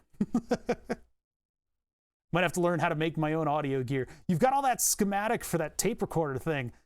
Did that have good tubes in it? Those capacitors look like they're going to give you cancer, but Copper was showing off some of the audio. He bought a reel and sort of poked his head in there, and the capacitors looked like hell. But it's like a tube amp and everything, which is really cool. Yeah, I want to play with tubes, but tubes are $20 a piece, so playing with $20 a piece hardware with like 60-volt heaters on them and everything is kind of rough. Yeah, no, Furby, yeah. Yeah, it looks kind of like a Furby. I don't know what a Furby looks like, though. I've never seen one. Never seen one in my life. No, I haven't. Are tube testers super expensive nowadays? DIY speaker projects from Tech Ingredients. I'll tell you, man, you know, a really good sounding setup, if you want to just go to the beach and just kick around a stereo, is a bucket of kitty litter. You take a bucket of kitty litter and a car stereo and cut out speaker holes and put it all in the kitty litter bin so that the speakers are, you know, the audio from the speaker, the cones are facing the outside. The inside plastic is a really good chamber, and it makes very good audio somehow. So just stereo speakers in a car head unit, and you just cut all the stuff in, bolt it in, hook it up to a battery, and it's a really good sounding speaker. That looks like a bucket of kitty litter. Kitty. Boink. Okay. Let me at least get something extruded here to begin with. So we've got those solids in. We know that those 2 windows are going to exist on the top piece. This will give us a little bit more of an impression of what's going on. I guess we're going to give this 4 millimeters because it is a structure piece. Not 5, 4.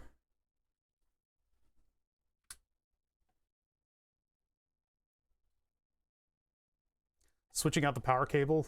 Oh God. What the heck? What happened? One of my dimensions was bad, and I should feel bad. Well, we can correct that. I can correct that in either direction. My dimensions! What have I done? I measured it from... Okay. Where are we? Hello? What happened to my dimensions?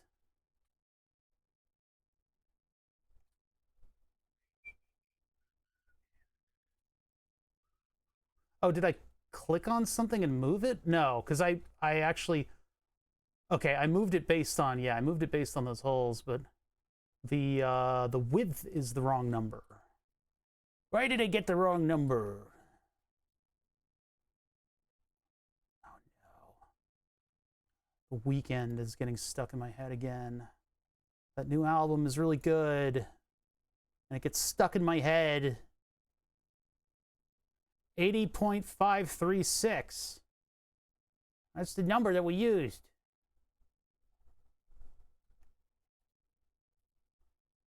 Oh yeah, here's the exploded capacitor. Not exploded, but man, they are concerning.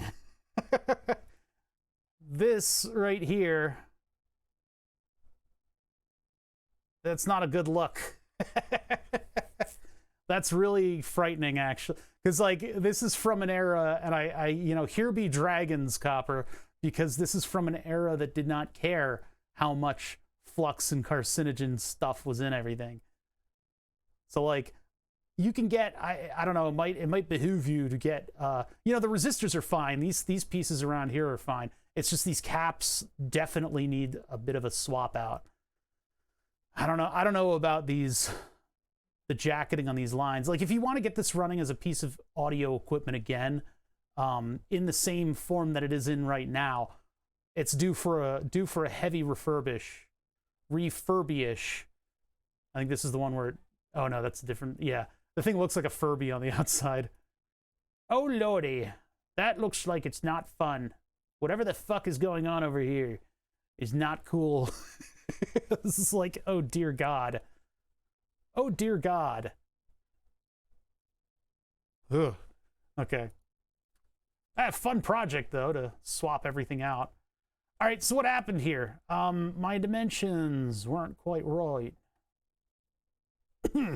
Oh man. Doing streamer voices is rough on the voice, huh? So what happened? Top grid plates. We started with the square that was of the dimensions that I was looking for. Oh, wait a minute. 92.536 is not the outer dimension. That would be the hole-to-hole dimension. So we need to subtract 4. So 0.536 minus 4. I love that Fusion lets you do that, and the rest of the drawing is totally fine, right? Well, it almost let me do that. Why? Why must you forsake me?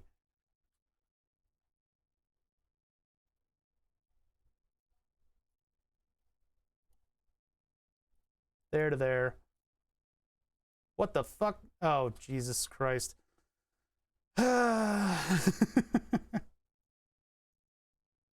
That's right. So I did that operation later, and I didn't lock anything down before I did it.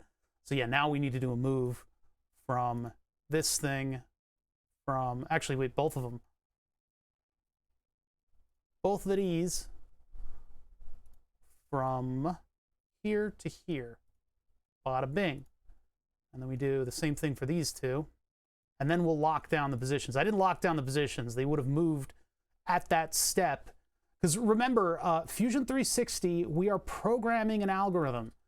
It may look like I'm playing around with solids, right? It may look like I'm playing around with solids, but what we're doing is we're programming a sequence of events that's going to eventually make the stuff that I want it to make. So now that I have this sequence of event where I take these parts and I lock them into a ring, everything works now. So if I change the dimensions again, that'll happen. But what happened before, when I changed the dimensions, I didn't lock this part down in a location. So that's why it didn't change with everything. But now that that's done, I save and I go back to this guy over here. And if I update the parts, yeah, component out of date. I get you. Bada bing. Oh, you son of a bitch. What the deuce? What's going on here is that these things were pulled in, and then the screws apparently act independently of it, which is weird. That's really annoying that happened. Let's just do it again. Wait, I'll get here because these are a little confusing. So let's get this out of here. Now those two are going to fly over here. And then we'll move this extrusion over near the sketch. The sketches and extrusions should be their own steps, right? Well, unless I put it out at the end, and I do, yeah, let's do it that way. I can't. I can't. I can't do it that way. We'll do it this way. Okay. This is gonna get, the whole timeline is gonna get a little weird now. So, all right, let's grab these and put them into position.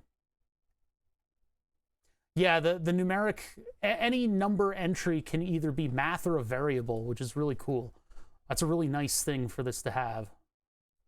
Move, copy. What did I just ground it? What did I do? Did I group it? I missed the move button. Unground. I grounded it. All right. Move copy. Independently. Twisty majig. And then we take one of these guys. And we dot to dot. We go from here. Back out carefully. And go over to here. Okay. And then we got to move it again independently. Down 1 millimeter. The screws only bite in 1 millimeter. It's not an amazing grip. It's enough though for something that's just holding a grating. I don't know whether I want to like chamfer these. Yeah, it looks like the horizontal doesn't quite match up as well. We'll edit that in just a second, and hopefully the screws will follow it, unless we have to do all this again. Move copy, 90 degrees, point to point. From here, up here. I get all my move commands to work out for me. Oh, come on. So much scroll wheel to there. And then one of these. And then we go down 1 millimeter. No, -1. That's in position. Now, I need to get this dimension right. So we need to subtract 4, right? I'm learning abacus. What's abacus? Is it supposed to sound like abacus, like the ancient counting tool? It doesn't take care of units for you. Oh, yeah, those ease of life things, like handling different units. Because I could actually type IN and put something in inch if I wanted to. So we need that vertical dimension to be 787654. So it's 74. And then I can finish that. And then, you motherfucker. I thought everything would go to the same positions, but apparently not. This and this. Oh, wait, I'm not. Move. This is annoying. See, it probably should have snapped to the same geometry. I don't know why it didn't. Oh well, it's not that big of a deal. And remember, this is an art project, so we want everything to look right. Because that's where our decisions are being based on looks primarily. We're not engineering this so much as we're arting it. Dassault Systems. Oh, I see. Okay, so it's a SolidWorks kind of thing. A buddy of mine uses Rhino, and I've tried to use it a little bit, and I just couldn't do it. I didn't know what I was doing. I like installed it and everything, and I was like, I don't know where to start. Like, what is this? Where's my external reference? How come? Oh, the ground steps are delete. Why was that on the timeline? What a weird... Oh my god, and now it doesn't know what the position is. Position number 38. All bets are off.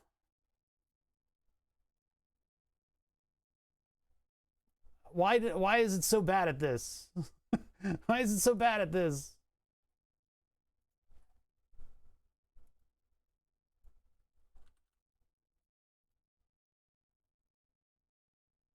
This is going to be very broken, isn't it? Wait, I can't. It still thinks it's grounded, even though I've deleted the grounding step. Oh my god. Fine. Delete the whole thing. I can't. Finish position. Yeah, just delete it. Get rid of it. Get it out of here. I don't want to ever see it again. Delete, delete. Get him out of there. I don't care anymore. I just don't care. Control S. Saved. All right, we confused it by grounding it because I clicked the wrong thing.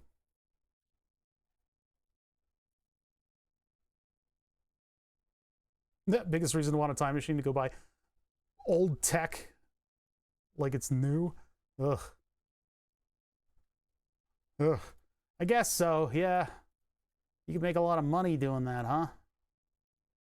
What are we doing? Grid plates. Because we've got a solid here. Let's, hold on. Before I even do that. Okay, so we've got our extrusion beginning at that thing, and then I will have like a series of steps out here where I can put the top pieces on them. So in order to keep everything kind of logical, I guess the frame extrusion goes there. I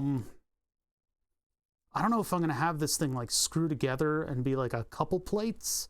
I mean, I could do that. That would alleviate some of the 3D printing. Keep in mind, my 3D printer is the size of this right now. So,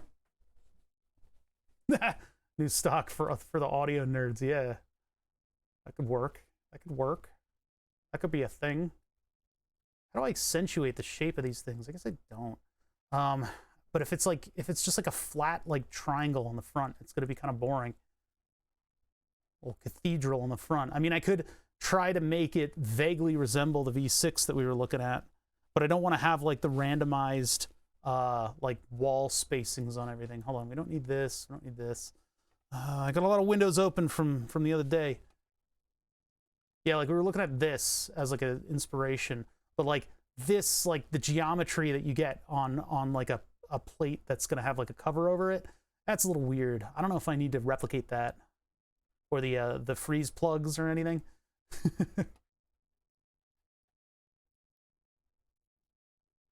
All right, let's see here. So I want to just do the appearance menu on this thing, and this would be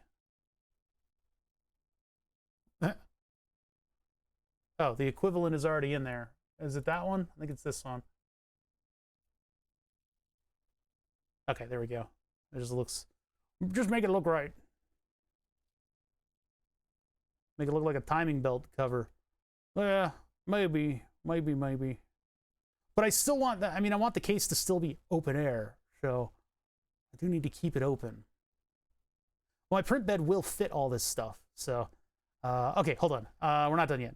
So what I need to do next is I need to do, well, let's pull the parts that we just made in. So let's do these two, and then I'll rewind the timeline to before I pulled these things in to position stuff.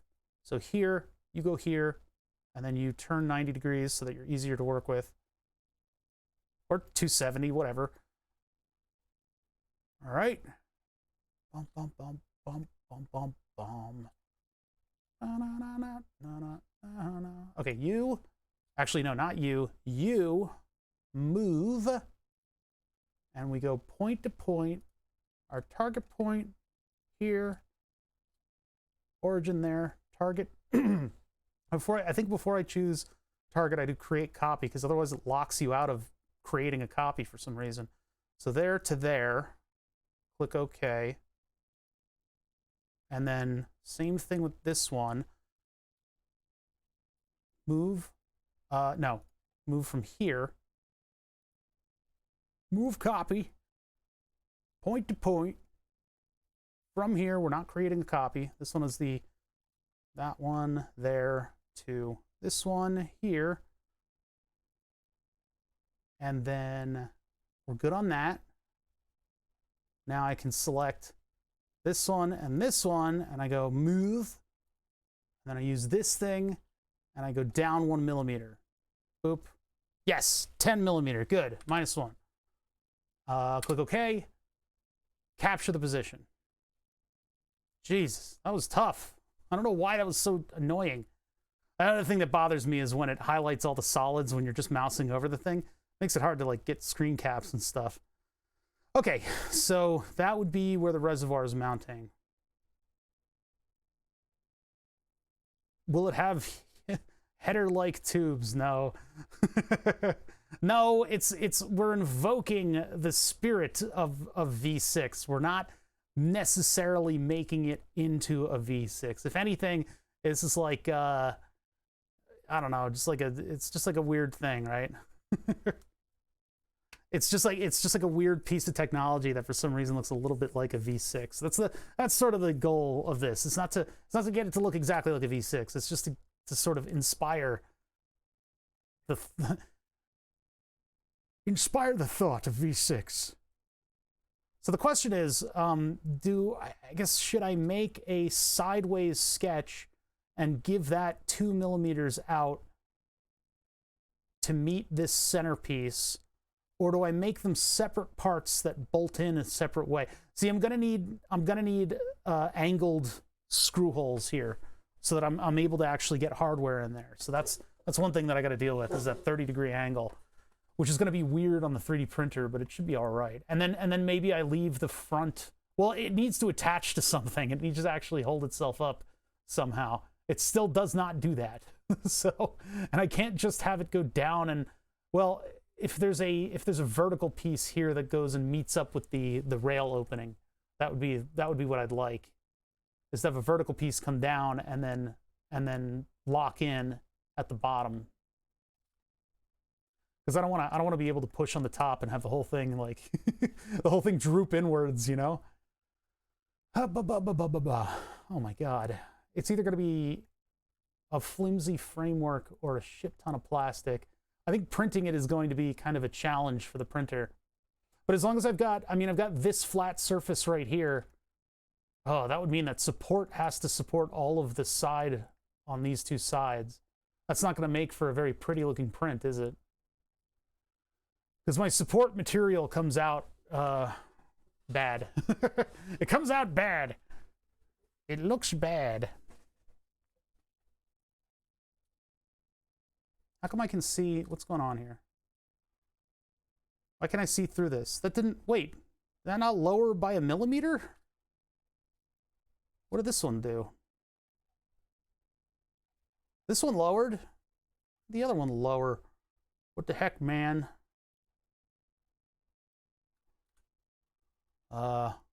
You move? I don't think that's 1 millimeter.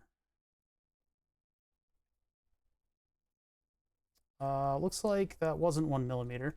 So anyway, I'll just do this. You move on that dimension. Measure from this plane to this plane. And you just go there. 6.59999. Why didn't it move? Oh, because it went up that. I wanted to go minus that. Boop. Okay, all right. Who's the Joker? Control Z. The Joker, baby. Minus 0.599, etc. Yeah, it put the 6 millimeters on that dimension. All right, there we go. So now that's lined up. Jeez, that was annoying. Why did it do that? I must have clicked it or something. This one too. I hate how there's no timeline for the moves. You have to do these sort of weird things.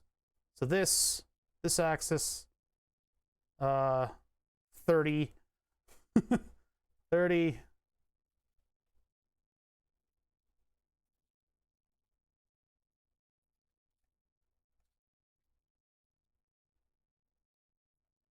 And get rid of the 30, make that a negative. Okay, now it's on top of the solid. I was wondering why I could see through that.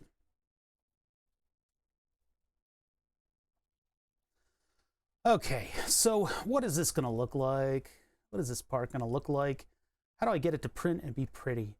Well, the prettiness can come from the panels going on the front of it. And I could always print out the block sections in that space gray. It's the same material that I used for that. You see the Radeon text there is done in space gray. So I could do the underlying layer in space gray, and it'll be a little bit shiny. The space gray was bubbling like extremely. I don't know what was up with that.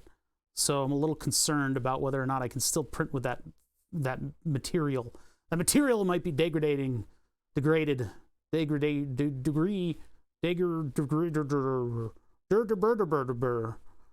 Anyway, that material might have gotten moisture in it. It might have been a little bit more susceptible to moisture than than its friend, the normal Polymaker PETG that's been under my window in spite of rainstorms coming down and through the neighborhood constantly. That filament has been out just in this environment. It's a relatively dry room. I've got a humidity monitor that I kind of watch. And it still prints perfectly. Like the Polymaker PETG prints perfectly. It's not, everybody seems to think like all the PETGs are just like a moisture sponge. And while it is susceptible to a little bit of moisture, I don't really find anything bad happening to it. Add a K&N air filter for the little trumpets they put on individual bodies, throttle bodies. I thought about doing something like that, and I looked around to see if there was an air filter shaped reservoir or bottle or something like that that I could put on it. But we're not going to put K&N air filter. It's not supposed to look exactly like an engine, right? It's supposed to kind of resemble a motor in that it's got what looks like 6 cylinders, and then all of the tubes are sort of engine looking, and there's sort of a weirdly carburetor looking box on the top of it, right? Yeah, I'm not going to put a turbo on it. I was considering whether or not I wanted to put a water everywhere. Put this thing on it, which is a flow indicator, but everybody was saying this thing is loud as hell. So I don't know. Make it jiggle when the I would love to do, and that's not what this is gonna do. I'm not gonna make this one do this, but what I would love to do is to have slats that open and close as the computer heats up. And you could do that with servos and an Arduino, but I'm not gonna do that. Mesh over trumpets. I'm not gonna put trumpets on it. For those that don't know, when you've got like a hardcore motor, what you'll have on the intakes are trumpets, which actually encourage airflow. Oop.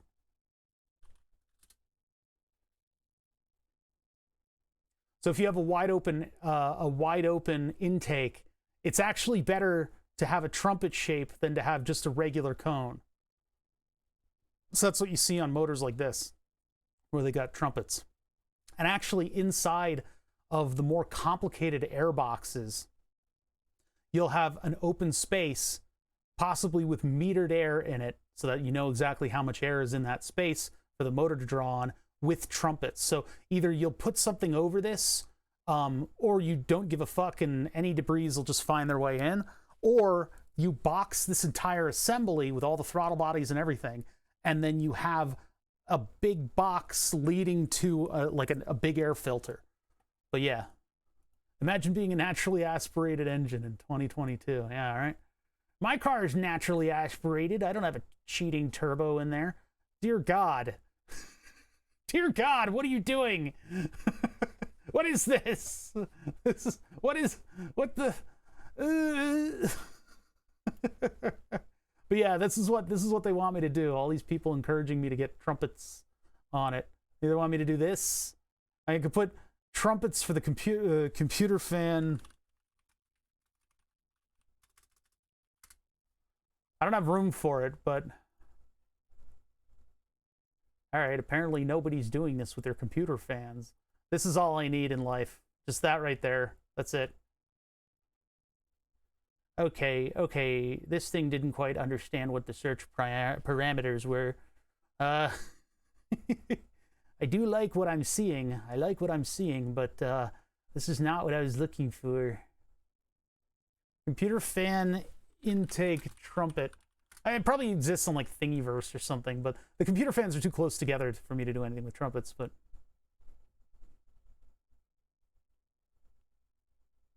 Pointy centers for the fans. No! I'm not doing that. You guys with your irreverent suggestions. How dare Twitch chat try to make irreverent suggestions for my stream? Oh my God. Oh my God, we found it. Okay. Oh, there it goes.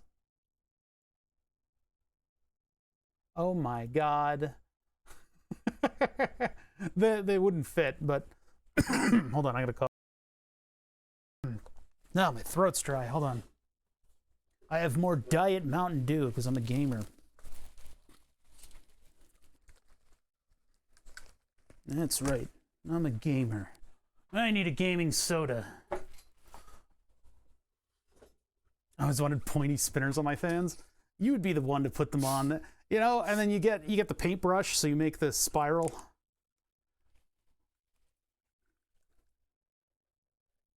But yeah, that's not gonna fly. I will not be doing that. There's a lot of weird air intake stuff that you can print. That's a cool one. I'm not doing this with my computer fans. Oh, thank you, sir. Clunk. It would be hard to get them on the fan and get them balanced. Whenever you're ready, bud. Come on, computer. Oh, it's Thingiverse, so it has to download it from the Raspberry Pi that runs this whole website. What the heck is this? This is an intake for a computer fan? That is cute as hell, actually, to be honest. That would be very funny if I put a fan with something like this on it. I don't remember a hummingbird feeder like that, no. I think that was, maybe it was like Gonad. This would be funny as hell. To have a computer fan intake that had like 4 throttle bodies on it.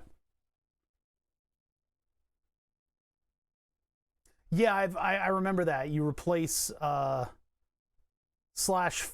with /zip, and it'll download the whole thing as a zip, which is really, really useful. I remember that advice going around. That's what I meant when I said supercharger on top. Oh, this is just an air intake. Yeah, but having throttle bodies that open up when the computer needs more air, that would be kind of funny. I don't want to overemphasize the V6 thing. Now, I was going to put this thing in there. This is like a $35 flow indicator. Apparently, this can eventually lead to like clicking noises, so I don't know if I really want that there, but I wanted to have something that sort of gave you an indicator of, you know, gave you the feeling of something moving in the front. Wait, where's my window?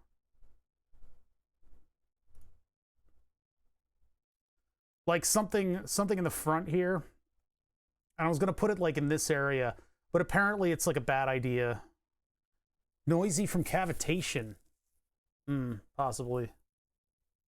Inline wiggly ones, which are the ones with like a thing that sort of like the DNA thing. I don't know. See, the other one that I've got in here is a whirligig one of these. That was gonna be like the front feature. Because I could like push that up to the top. The fittings wouldn't really... I was going to originally have like 45-degree fittings here that went directly to the radiator. So it would just be flow between the radiators. PV equals NRT and all that jazz. But I don't know. I don't think I'm going to do a whirligig right now. I don't think I'm going to do a whirligig. Where is that? Now, ideally, what I would do is do a Nixie tube thing on the front and have like a current usage display on the front. And so what I'd like to do is have a couple pins on the circuit board here for the power supply where it'll be measuring the amount of current flow, and we have to figure out what the maximum is on that, so that I can get the right resistors on it and everything.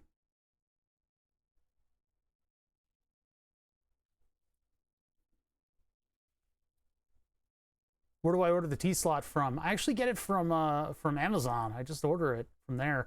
It could be kind of expensive. And then in order to get certain lengths, I need to cut it myself. Cut it and tap. I cut and tap the bars myself. Yeah. I just buy it on Amazon. I'm lazy. This is going to need like a solid triangle piece on the side of it. Show the current with tachometers. You guys are leaning hard into the into the car thing, aren't you? You guys are leaning real hard into the car thing. I don't know if I want to have like baffles and stuff on this that'll hold up the various plates, or if I make this as a solid piece that stuff click into. Well, I do have a milliamp gauge, actually right over here. hey, you guys want everything to be a car, but it's like, I have to balance the modern look of the thing with my ability to build stuff and then accentuate what my printer is good at and sort of de-emphasize the things that my computer is bad at doing.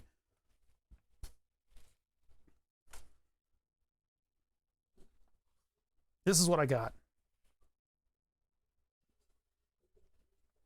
And I can't really change the text on it, but it's a very nice gauge. And this goes with an older aesthetic. That's the thing, is I was hoping to use this with the lightning distance sensor, and maybe I could make this thing indicate the distance to a lightning strike. But this is like a nice old gauge. This is like a, you know, I mean, eBay is probably flush with stuff like this, right? If you search properly. I do have two smaller audio gauges that are very cheap. And I could potentially, here, let me get the other gauges. I got the other gauges. What do I do with those? They are either in here or they are lost to the annals of time. They're lost to the annals of time. I don't know where they went. Let me think about that a little bit. Oh, they're in here. Wait a minute. They're just in here. I found them in the annal of time. I mean, the annals of anal, the anality of time. Butt stuff.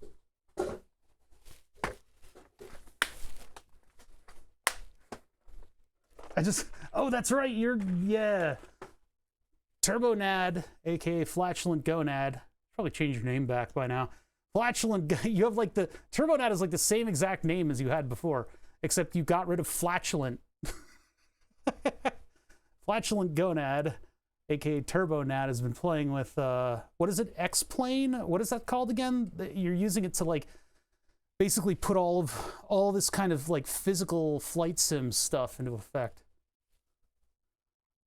Yeah, we were scared that it was gonna get, because Twitch had new rules about, body parts and naming after body parts, so double extra turbo ass was going to get banned as a user. So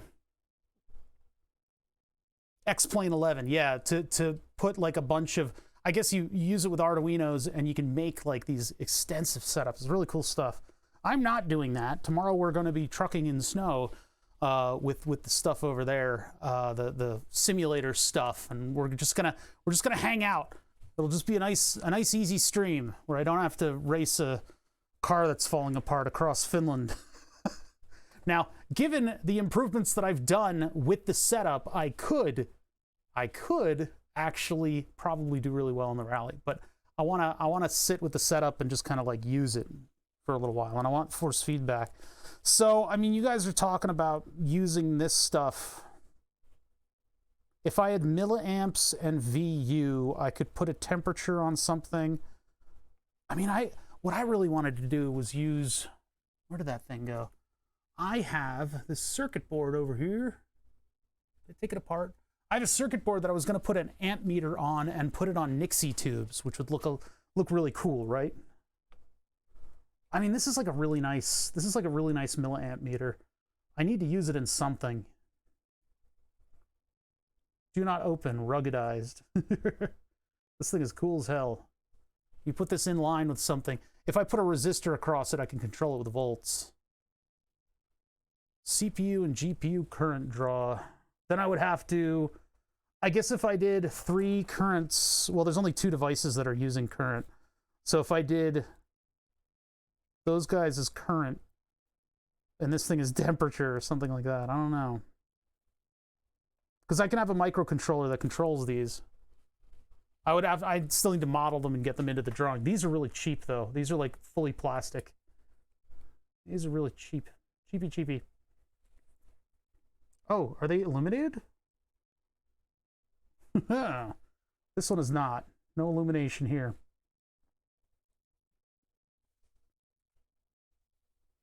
Let me do a lamp voltage. So we might have an actual physical lamp. An actual physical lamp on these. So I'll give it 1 volt.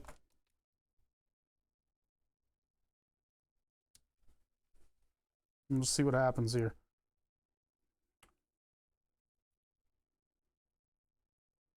I mean, there's a plus and a minus, and then there's the two tabs on the outside, and I don't know which one's which. No, it doesn't look like it. 1 volt didn't do anything, but let's try these with minus and plus 1 volt. Oh, I'm trying to like these. Maybe just stick them out a little bit, just bend them out. I mean, these are really cheap, so if I break this, I can always just buy another one. Minus and plus. Yeah, so that 1 volt tops it out.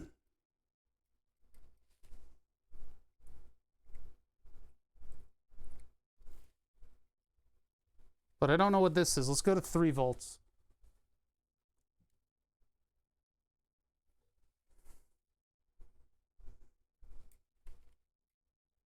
Whoa, whoa, whoa. Oh, my ground is making contact. Nah, it doesn't look like there's a backlight on it at all. Oh, well. Yeah. Output a value in order to make a particular voltage? Probably. All right, anyway. Can't really measure. Well, there's actually, I think there's a plugin on the, hold on. B550 Strix, manual,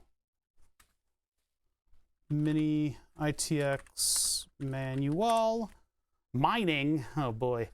Where do I just directly...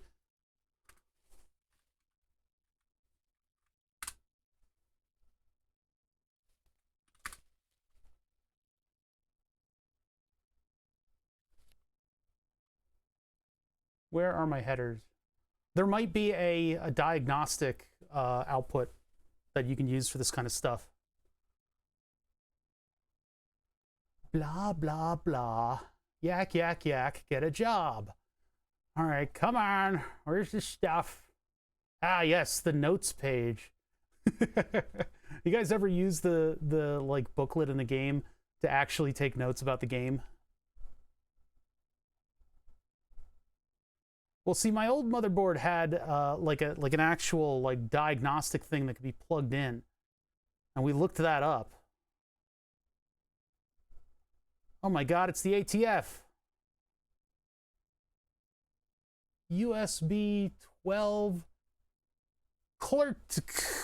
That might be it. All right, what are my actual clertic colonic? QLED thermal sensor header. Hello. System panel. So that right there, system panel. So you can get a system panel for this thing. So if you can reverse engineer or just figure out what kind of language it's talking for the F panel. I think the F panel is actually the switches. Yeah, that's the switches. I don't know. You can do RGB.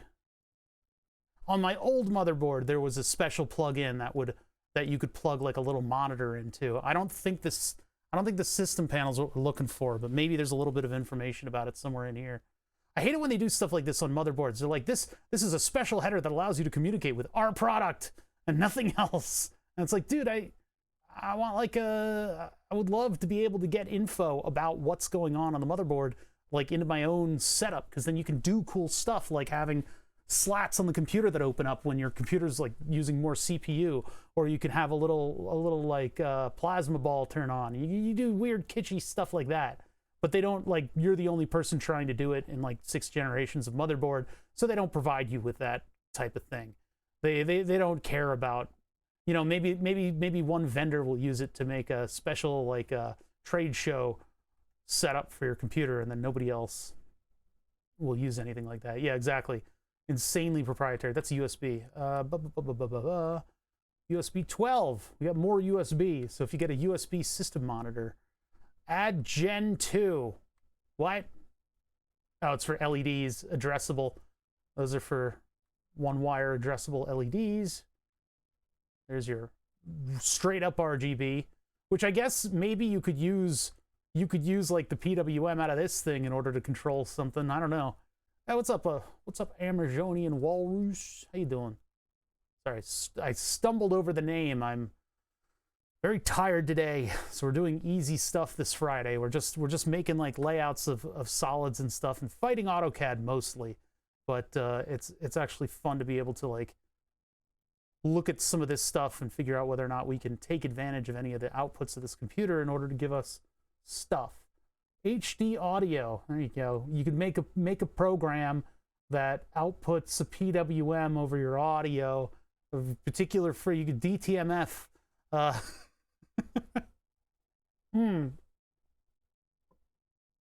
G19 keyboard has a screen that has absolutely every data value you could possibly send to it, using 4 bits of monitoring software to gather it in one place. Thing is, HW info. Where's, oh, yeah, HW info right here. Was one of the best. It still is. There's one problem. Everybody was using this in order to drive, like, what are they called? Rain meter. Oh, Chester, yeah, I'll see you. The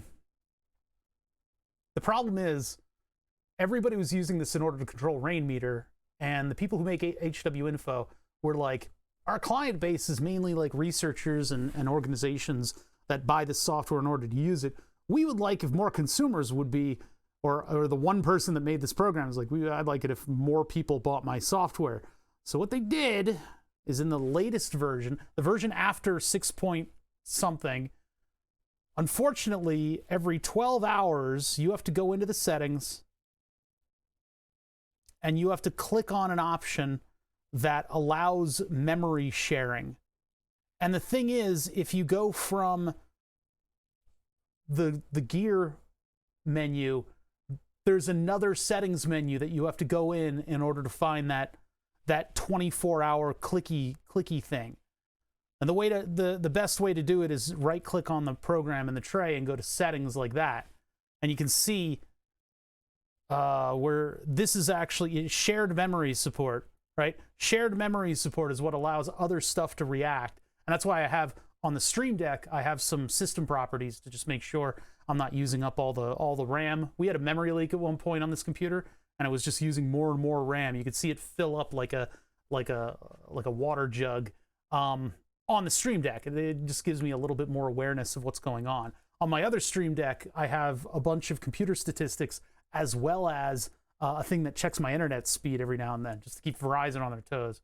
But yeah, they made the shared memory support a 24-hour only thing, which is, I mean, the guy worked hard on making his software, and I support that greatly, and it's a very good piece of software. But that is, you can't get around calling that scummy. That's scummy. I think that's really annoying that it would be, you know, specifically set up in order to annoy you. I can't abide. So I think I have to roll back my version number of HW Monitor. But like with something like HW Monitor, you can get all of the information about your PC. You can have all kinds of stuff respond. Power LED, storage LED, speaker. I could put the speaker into the VU meters. I don't have a speaker on that computer. Reset button. Those aren't things we can use. Thermal sensor header. Allows you to connect to a sensor to monitor the temperature of the devices and the critical components inside the motherboard. So that's for a sensor. That's not for like a display. Yeah, that's kind of what I'm thinking about. Is, well, starting and stopping it wouldn't be the way to do it. You'd need to automate getting into the menu and pressing that button, which I've done in the past with macros doing tabs and stuff like that. So maybe you could do that. Yeah, it seems like this would be like if you want to put a temperature sensor on something that doesn't already have a thermometer on it that's supported, you could put a temperature sensor on like a weird part of your what's up, Cyanide for dinner? That's a good screen name. You could put it like on your power supply or something, and then you'd have like, I don't know, somewhere you'd be able to read that, I guess. That's all I can really figure out. Yeah. It's too bad that you can't there's no header to plug in like a detail display. My old motherboard had that. That's why I thought this one might. And there's a CPU, DRAM. That's what I mean. Yeah, that's what I mean. Like you could do like a case sensor that would sit out somewhere. Not on yeah, not I thought it was for a display so you could read onboard sensors, and it would have to be digital if it's 2 pins, but it's not. That is a temperature sensor that you decide where it goes. Somewhere in the case. Oh well. Darn. BIOS flashback. My PTSD light. Status of the BIOS flashback. I had when I transported the computer, I turned it on, and one of the LEDs was on. It was a white LED, and I don't know which one it was. Something didn't like what was going on, and I think it might have been the RAM, because, well, no, it would be VGA. Why was VGA going off? Maybe the PCIe cable came a little loose. Got a little loosey-goosey with the PCIe, or maybe it was the flashback LED. Where was that LED coming from? It was actually, I don't remember, but it was a white LED, and I'm like, why is that on? And then I used the computer for a couple hours, and then the computer was like, and then just reset. It just like, oh, and then reset. How to install the CPU? Yeah, so there's no, it doesn't look like there's any additional header for cool stuff. The reason I like Mini ITX is that they cut all the fat out of your motherboard. The problem is that everybody kind of keyed into that, and now Mini ITX is much more expensive than the regular sized motherboard. I just like to have a minimalistic setup, and you know, having a small motherboard means that I can 3D print stuff for it, I guess, too. But I'm routinely jealous of people with full-sized motherboards, because then they can put like capture cards and stuff into their computers, or like, oh, is my VR headset is having trouble, let me get a USB card. And I'm like, I can't do that. I wish they'd redesign the card system. I guess they're starting to think about that, redesigning the cards. I like no power connectors, you know? SATA drives are like my favorite, or whatever, the drives that clip to the motherboard are my favorite thing in the world, right? I love it, because you don't have to route cables for them. It's just a component that clips onto the rest of the thing. M2, yeah. I think the socket has a particular name to it, right? It's not just called M2. U2? Well, hello. I don't trust anybody that counts from 3 to 14. Cortose. Hello. Hola. You place called Vertigo. Anyway, so there's no indicator hookup that I can use. That sucks. Yeah, M2 has like 3 different key schemes, and you got to make sure that you get the right one. NVMI, is that what it's called? Is that the name of the? So I don't know if I want to use this gauge. I don't know if I want to use it. I mean, I do, but you know, if I use the gauge, I mean, I'm not the kind of person, I'm not just like the kind of person that has has Nixie tubes, you know, within arm's reach. I'm not that kind of person. But if I were to use this, I would probably want to use the Nixie tubes that I have in arm's reach to do something cool, like display something in orange. But it's orange, it's not red. So that's a problem, because this build is red. I was going to use these with my other computer and an Arduino hooked up to them in order to give the number of amps that are coming out of the thing, which would be cool, but... And that's what the lower button is for on the front panel, is to turn on some kind of a cool display. That's what I was originally going to do with, here, wait, we got to go to Facecam. We got to go to Facecam, and then I got to move that window over there, and then I could go to this, and then we can have this right here. Okay, so what I was originally going to do with this space here is to have that current monitor on it, because originally the power supply was all the way over here, but we got the power supply off of the side of the case, which is actually a big relief, because now I can water cool the power supply, which is insane, but with the water cooled power supply over here, I don't have room for fancy stuff. You know, we got symmetry back at least.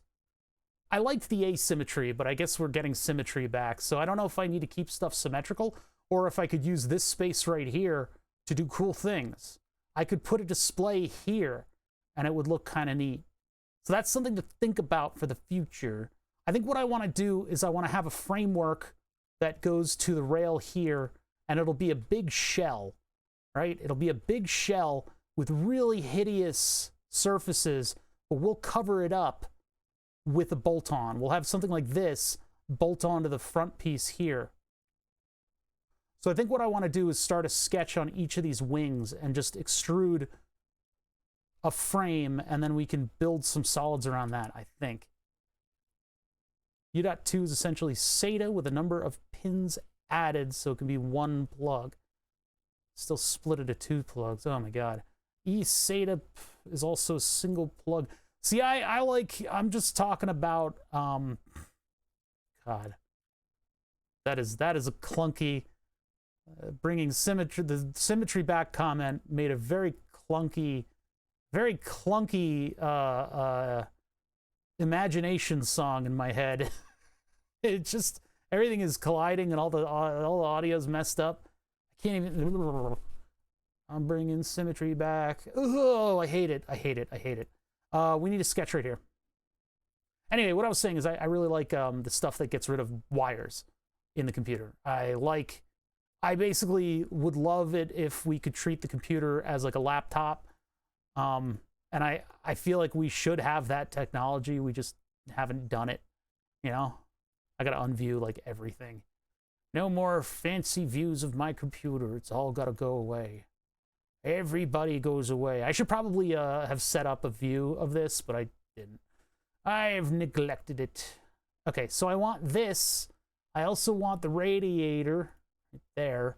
And we're probably going to use the symmetry again on this thing. I'll probably mirror this over to the other side and then fit them together, like have them become a unified body.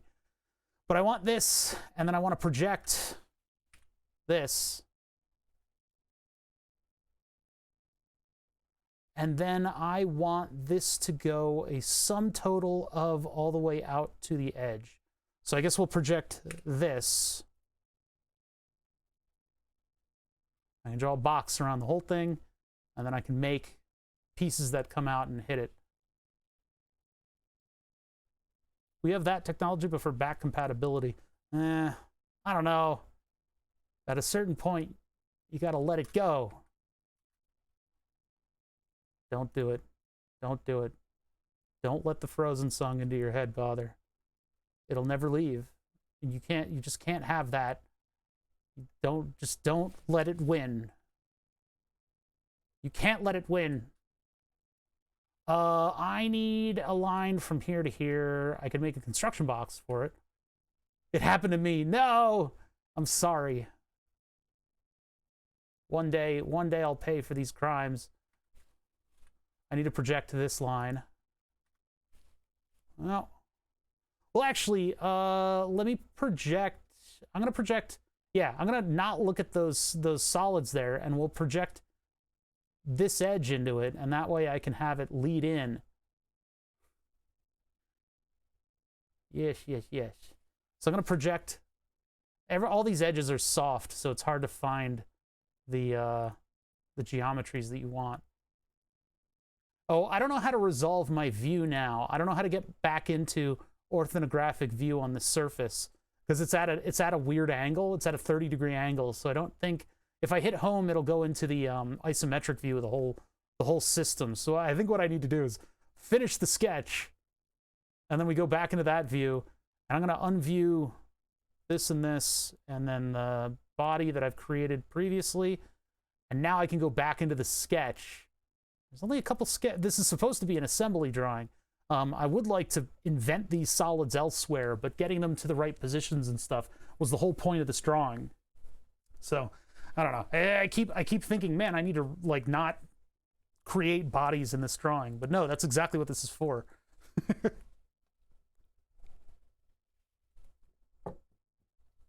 All right. So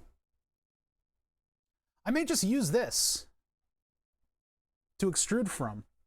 What do my radiators look like? Where my rads at? He says while playing Fallout. Let me get the radiator. It's over here. Radiator. I mean, I've got kind of that set up. Kind of. They're a little different cut.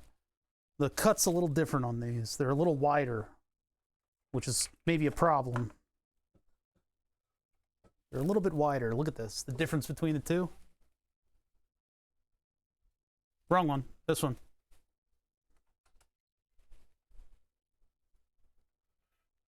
What's up with that? I think they're the same dimensions. They're both alpha cool, so everything is alpha cool on this. And they're like a little over 80 millimeters on the ends. It's just strange that the cut is so much different from the 3D model to what I have. It's like it's way further back. So if I could, I can't exactly like move the line. I could do an offset from the line, but that would change the diameter. I probably should get the centers of the 3 fans. So let me project the centers of the 3 fans and we can make boxes around them. So we go into 3D just by holding control and moving stuff. But this will give me center here. Oh my God, the software is very slow right now. I might be running out of room on the C drive. That might be what's happening. Remember that I'm recording 1080p video on top of all this stuff. Let me just check, here. Go to here, move my monitor window over there, lower this screen, look at my drives, open up a folder. I'm checking up on the computer live. C drive. What do you got? What story do you have to tell me? Oh, no, it's still got 100 gigs free. I fill up the C drive and then I move it over to a 6 terabyte platter that I'm going to have to buy a new one of soon. It's like once a year I have to buy a new drive. My ears started ringing. Why are my ears ringing? So, thanks ears. Thank you for ringing randomly. Appreciate it. I really like having to deal with that. All right, finish that. Go into the sketch. Wrong end. Ugh. This just makes sure that we've got an orthographic view of everything. Yeah, I'll have to redraw the boxes, won't I? Shame. Okay, so from the center out to here, and we can go close to this. So that was, what are those dimensions? Randomly going deaf with ringing taking over? I have not had that happen. I have not had that happen. Yeah, it's not even with that. What is the outside dimension here? That is 81. Let me make sure. Let me do a little caliper action here. Little caliper action. 81.5. So that's pretty accurate. And then this inside track is 6.5. Oh, I can just measure the inside of the calipers. 70. So we want a 70 by 70 box to define this thing. Does it switch ears? No, this is right ear. This is my right ear.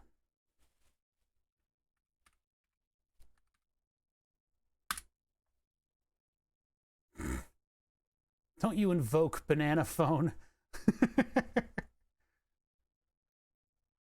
Oh God, that song. That was my friend's favorite, one of my friend's favorite memes. I hope he's dead. No, he actually called me the other day. I need to call him back. I still hope he's dead. 70 by 70. Those will be the hole cutouts. I don't want the cross beams in there either, so we'll do something about that. What is the distance between the cross beams on this piece? So we can't trust our 3D model because it's like an updated version or something. 57.8. I don't like that number. It's a weird number. 57.5. We'll make it 58 width, which means, where am I basing it on? 37.5 to 58. I guess I could just do from here and do like this. Oh, no. Like this. We're using center boxes, so everything's going to be kind of cursed. But that would be Oh, hold on. Let me give a vertical line over here as our limit. So give a vertical line from here to here, and that'll box out. Well, actually, what we want is from the other solid. Oh, but I'm not making a hole all the way to the front. So yeah, we'll go from there, and then we'll take center box here to this line, but then the height is not even shown. I don't know where the box is for it. We've got a limited amount of space here. Yeah, so there we'll go 58. And then I think it just decided to go wherever the hell it wanted to. I don't think it actually locked up to our line. Yeah, it didn't. You little bastard. Wait a minute. Which one isn't it locked into? Why is that? Uh-oh. Ugh. Did something change? Okay, we don't need to see the radiator anymore.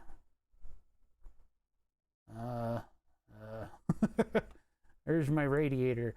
I think I'm going to have to manually chamfer these because, like, chamfering it in drawing is going to mess up the dimensions, I think. No, but they're centers, so they might not.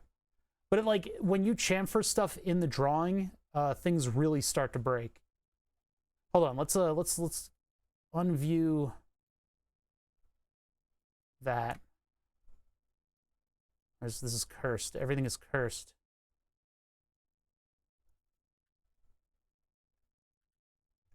Don't I want that to be solid and that to be solid? There's so many surfaces in here that's going to be so annoying to extrude all of this stuff. Yeah, like these need to be rounded, but I don't know if that's going to mess stuff up. So if I go to chamfer this, it doesn't appear to have broken anything. I wonder what that radius is going to be. Or diameter? No, radius. Yeah, it's like 10. So if I do 10, I do that, I do... Well, do I need to do them individually? I probably do. I don't even have like a tool panel for it, but if I do that, yeah, see, one warning. Constraints or dimensions were moved during operation. So if I do that, it'll unconstrain like a bunch of stuff. So maybe I just Control Z it and I extrude this solid and then I'll pull the corners in and then do the holes. Odd way to do it, but I guess if you gotta do it, you gotta do it. If you gotta go, you gotta go.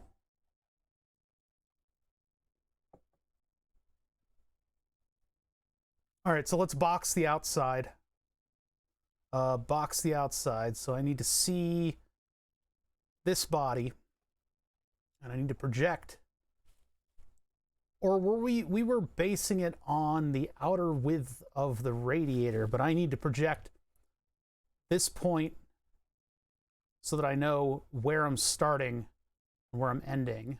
So we'll do those two, but we want it to be up here, so it's going to get a little weird.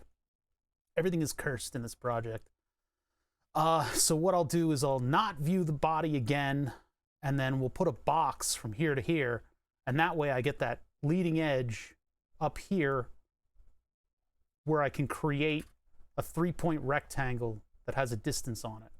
Because that distance might change. I'm kind of only doing this just to display what it's going to look like in the end. There's going to be a lot of tweaking that I need to do separately from this. Well, thank you guys for hanging out with me during this.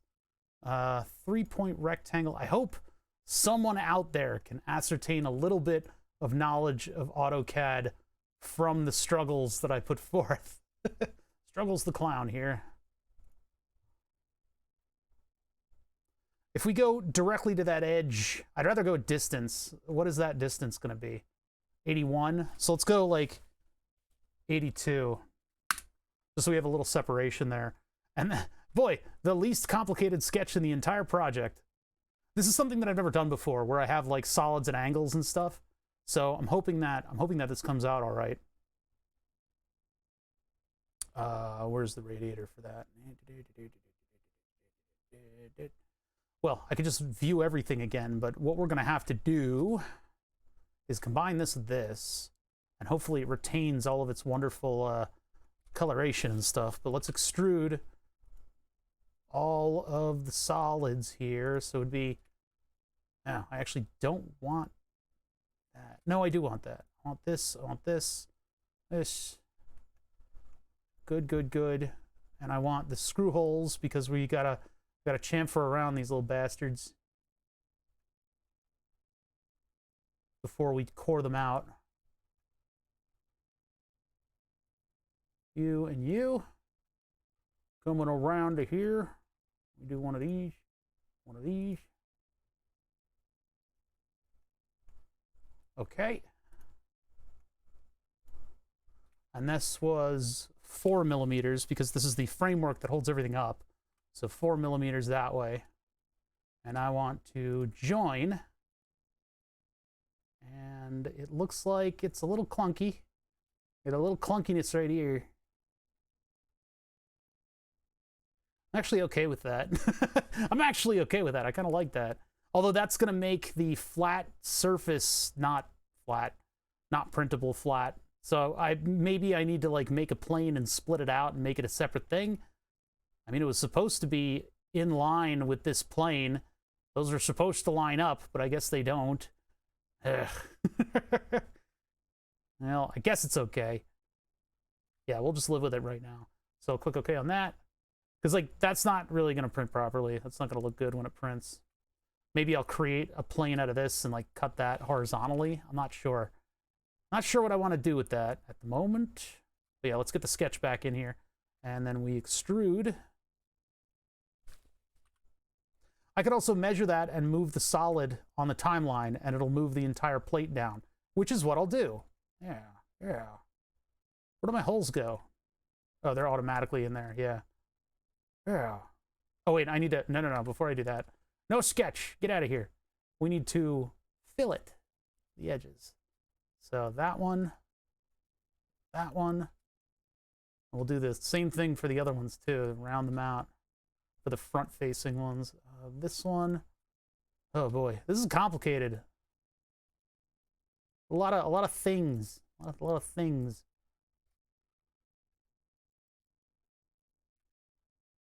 I guess we don't really need to, they don't need to be round. They could actually be chamfers. Probably should have done that then. When did that happen? Makes mistakes gifting. I forgot. Oh, that was the pay it forward. Yeah, so I did thank that. I did get to that one. And then I think it was like 10, but I don't think 10's gonna fit with this edge right here. Oh, maybe it is. All right. There we go. It's looking good. Looks good on you. Oh, you know what's going to happen is the... Oh, God, that's going to ruin everything. Ah, I just thought of it. If I fix that height, because I think we probably rotated it from the wrong... What did you do? Super glue everywhere. What did you do? So when we rotated this... I think we rotated it from the wrong axis. It should have been from a point outside of the chamfered edge, or outside of the filleted edge. And so there's a little bit of a height here. If I move the radiators again and redo the twist, it's going to wreak havoc on whatever the bodies are doing out here. Had a blockage and a high pressure super glue spill. Oh, God. But I need to move those radiators by what height? Delta XYZ. I need to move them down 1 millimeter. Why is that such an even number? Why is that such an even number? What's going on here? Why is it exactly 1 millimeter? What is happening here? Why is it exactly a millimeter? I have armored fingers now. All right, hold on. Let's do this. So we're gonna extrude.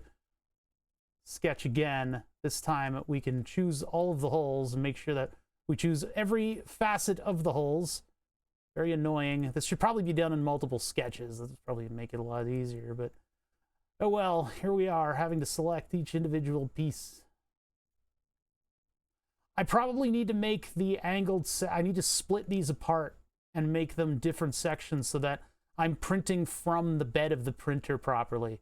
I think that's probably what I need to do. I'll need to split this up once we come up with it at some other point in time, so that they don't need support material to print on my printer. So any of the geometries that are coming up vertically from this thing are going to be a little weird, but so that, and we go through everything. Nope, not what I was looking for. There we go. Unview the sketch, the sketch. And then I can take, I can't mirror that because I joined them.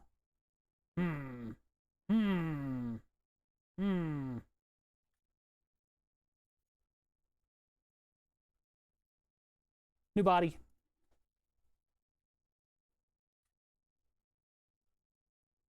Okay, new body there. And then I can take this and I can mirror it from here. I know exactly what you're saying. Yeah. That's just a face. I want the whole body. This thing. No, no, no. You, here, there, there. Got it. I'll have to redo that step if I extrude more from this thing, though. Look at this thing. Man, I think I'm going to have to invent something that goes in the corners and holds this up. So there'll be 3 faces on this thing. It'll be the front piece that sort of has a weird trapezoidal pattern. And that, I guess, can stick out a little bit, because I can give these edges, right? I can have these stick out a little bit and then have them bolt together. Yeah. I'll have to figure out how exactly that's going to work. But before I do that, I need these to like line up. They don't seem to be in the right place. I think what I can do is, well, I can lift the reservoir a millimeter. Or no, I don't want to lift the reservoir. I can lower the radiators a millimeter, and I need to do it somewhere out here. The problem is this is a twist command that I did, and that twist command is not going to it's going to override the position command that I have right here. So I got the position command, but then the twist command is going to override it, and if I really want to, I could jump in before I mirror it, and I could do another lockdown. What a pain in the butt. Well, there's also the reservoir, and I could lift that up by a millimeter, but I don't want to lift it by a millimeter. We'll lift it by a millimeter. Might as well. Okay, so if I go all the way back to here, timeline's going to rewind. I need to see the reservoir. I can move this and move it up 1. Now the timeline is fixed forever. The sacred timeline. See that? Now they meet up, kind of, almost. Oh, no, but they can't meet up like that. Ah, so that actually makes sense. It actually makes sense why it was like that. Yeah, that's probably 1 millimeter right there. Goddamn triangles! Making fools out of me again!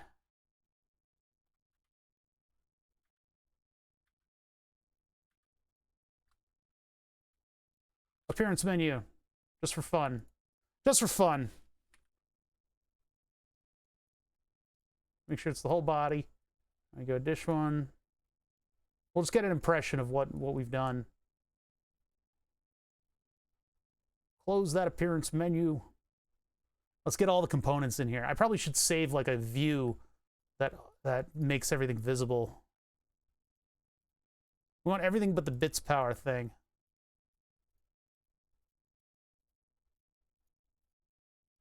That's a lot of clicking. Anyway, that's a lot of clicking. Yeah, see, it doesn't intersect down here, but it does come down to that edge. That's kind of interesting. I could take advantage of that. I could make that work. And then I would probably do something here to lock it in, right? Very slow chat today. Ugh. I think it's taking shape. I just need to kind of figure out what some of the nuances are going to be. you know, around the different solids that are going to go in and out of this thing. And I think we have one more panel that's going to hold just like a weird triangular shaped panel. That's kind of where we are. And I guess the panel, these will have, I'll put a little bit more sidewall on them, and then the panel will be a bit smaller than this shape. So it actually could be a little bit more decorative than that. Although I'll probably just do that panel, and then I don't know. I don't think the VU meters are going to really like be the thing for that. Like if I put VU meters there and had them dance in a boot, but it would have to face upwards a little bit. I'd want it to be tilted up, which is not something that I can really do right now with the way the solids are laid out. I don't know. I'm pretty excited about the build though. It looks like it's going to be pretty cool. How's this look back here? Is that all right? Is it safe? Is it all right? Yeah, it's fine. Okay. The only problem is like I can't use these rails to make this shape, unfortunately. That's sort of because everything was like nice and like square, and I had my frame scheme properly laid out, right? Everything was maker beam, and then I have got the red plastic there, and then it's got the black grid on it, so it had this look to it that I was cultivating. This kind of gets outside of that, which is why I wanted to make it a little bit automotive, but the tunnel cover is just a little weird. I think it'll work. I think it'll work though. I think that it will work. All right. Well, I don't have much else to do unless we're making the front and back piece. And I think these are going to need a little bit more massaging. So I may wrap it up here. They're going to need like additional bolts too that go into stuff. And I'll have to figure out how I want to arrange that. How exactly I want that to fit in, because everything else just kind of fits into the slots. And I would like this to do that, but I think I'm going to need another piece. Like maybe there's going to need to be a piece that goes on the bottom and then screws into like that and holds it at that angle. And then this might need to have like go under this or something so that I can have that supported and have bolts go vertically through the top. I think that's the way to go. Come a long way on this, man. We didn't even get to the power supply. I need to build a frame around this. Before that, I need to correct the spacing on the circuit board, and then I can make a plastic piece that sits under this and has holes for the screws, and then I need to line them up with the screw holes on the board itself before I even start laying down traces. It's going to be difficult to make sure that I have large enough traces on this thing to carry the amount of current that this thing is going to garner. But then I also need to make sure that I can access the screws here so I can screw this thing down into plastic that's going to have a big spring on it that'll hold it against the reservoir. Now keep in mind the power supply can get very hot, but it should stay under plastic temperatures while in operation. If I have a problem with that, boy oh boy, will that be a serious problem to have this thing melt its way out. If I have a problem with that, I will have to make a metal plate that goes on the bottom. But I don't think it's going to reach 230 degrees Celsius. I think I'll have warning stuff that'll go on before that, I hope. Yeah, I hope the end product looks rad. I think it will. I think we'll reach our quota of rad. Oh yeah, I was going to make these in gray. Well, I can recolor them later. Yeah, because it'll be a gray and then gray. Ah! Be like, I don't know if that's the right shade of gray, but I think the universe gray is a little darker, but the gray is going to offset the red plastic panel that goes on the front. So it'll look a bit like that. Yeah, I think that's a little better. And maybe the frame elements will be in red. Yes. Good. Yeah, I think this will turn out pretty well. I need to do more stuff with the modeling of it and figure out, you know, keeping in perspective of this thing printing from the bed of the printer and the stuff that my printer is capable of doing, and then designing the solids around that. So we got a bunch of work to do on this, man, but it's come a long way. Thank you guys for joining me. I'm going to save this set of 10,000 files. The shifter is ready to go, by the way. If for those of you that follow along, the shifter for the steering wheel project feels like it should. It's a little light, but it feels like it should. So tomorrow we're gonna have a long stream and we're gonna play Snow Tires. And I maybe, if I'm so inclined, I might switch it up and do the My Summer Car Rally. But I will be streaming tomorrow for a long time, unless something happens and my entire life explodes, which is possible that it does, but I don't think it will. But yeah, I'm gonna try to get enough sleep, and then we'll have a long stream tomorrow. I mean, I'm streaming just basically right up against dinner time, but I plan on going way further tomorrow. So that's the plan. That's the plan. We'll get all this in the morning. I'm going to plug all this stuff in and make sure that my registry batch files, or whatever they are, the reg files that I've created, are capable of changing the identity of the Simu cube so that we can fool Snow Tires into using my force feedback wheel. Ugh. It's a whole thing. It's a whole thing. The definition of how it handles the force feedback USB device is still going to be the Granite Devices thing, but the name of it changes, and so the program thinks that it's interfacing with a G28. So hopefully that doesn't lead weird stuff to have happen. I don't think it will. I don't think it will, but it's like a whole thing that you got to do. All right. I'm done. I can't keep thinking. My butt hurts from sitting in this stool, and my brain hurts from dealing with you guys. So here's the end card. I will be back in 18 hours and 7 minutes and exactly 12 seconds, because I'll be exactly 12 seconds late.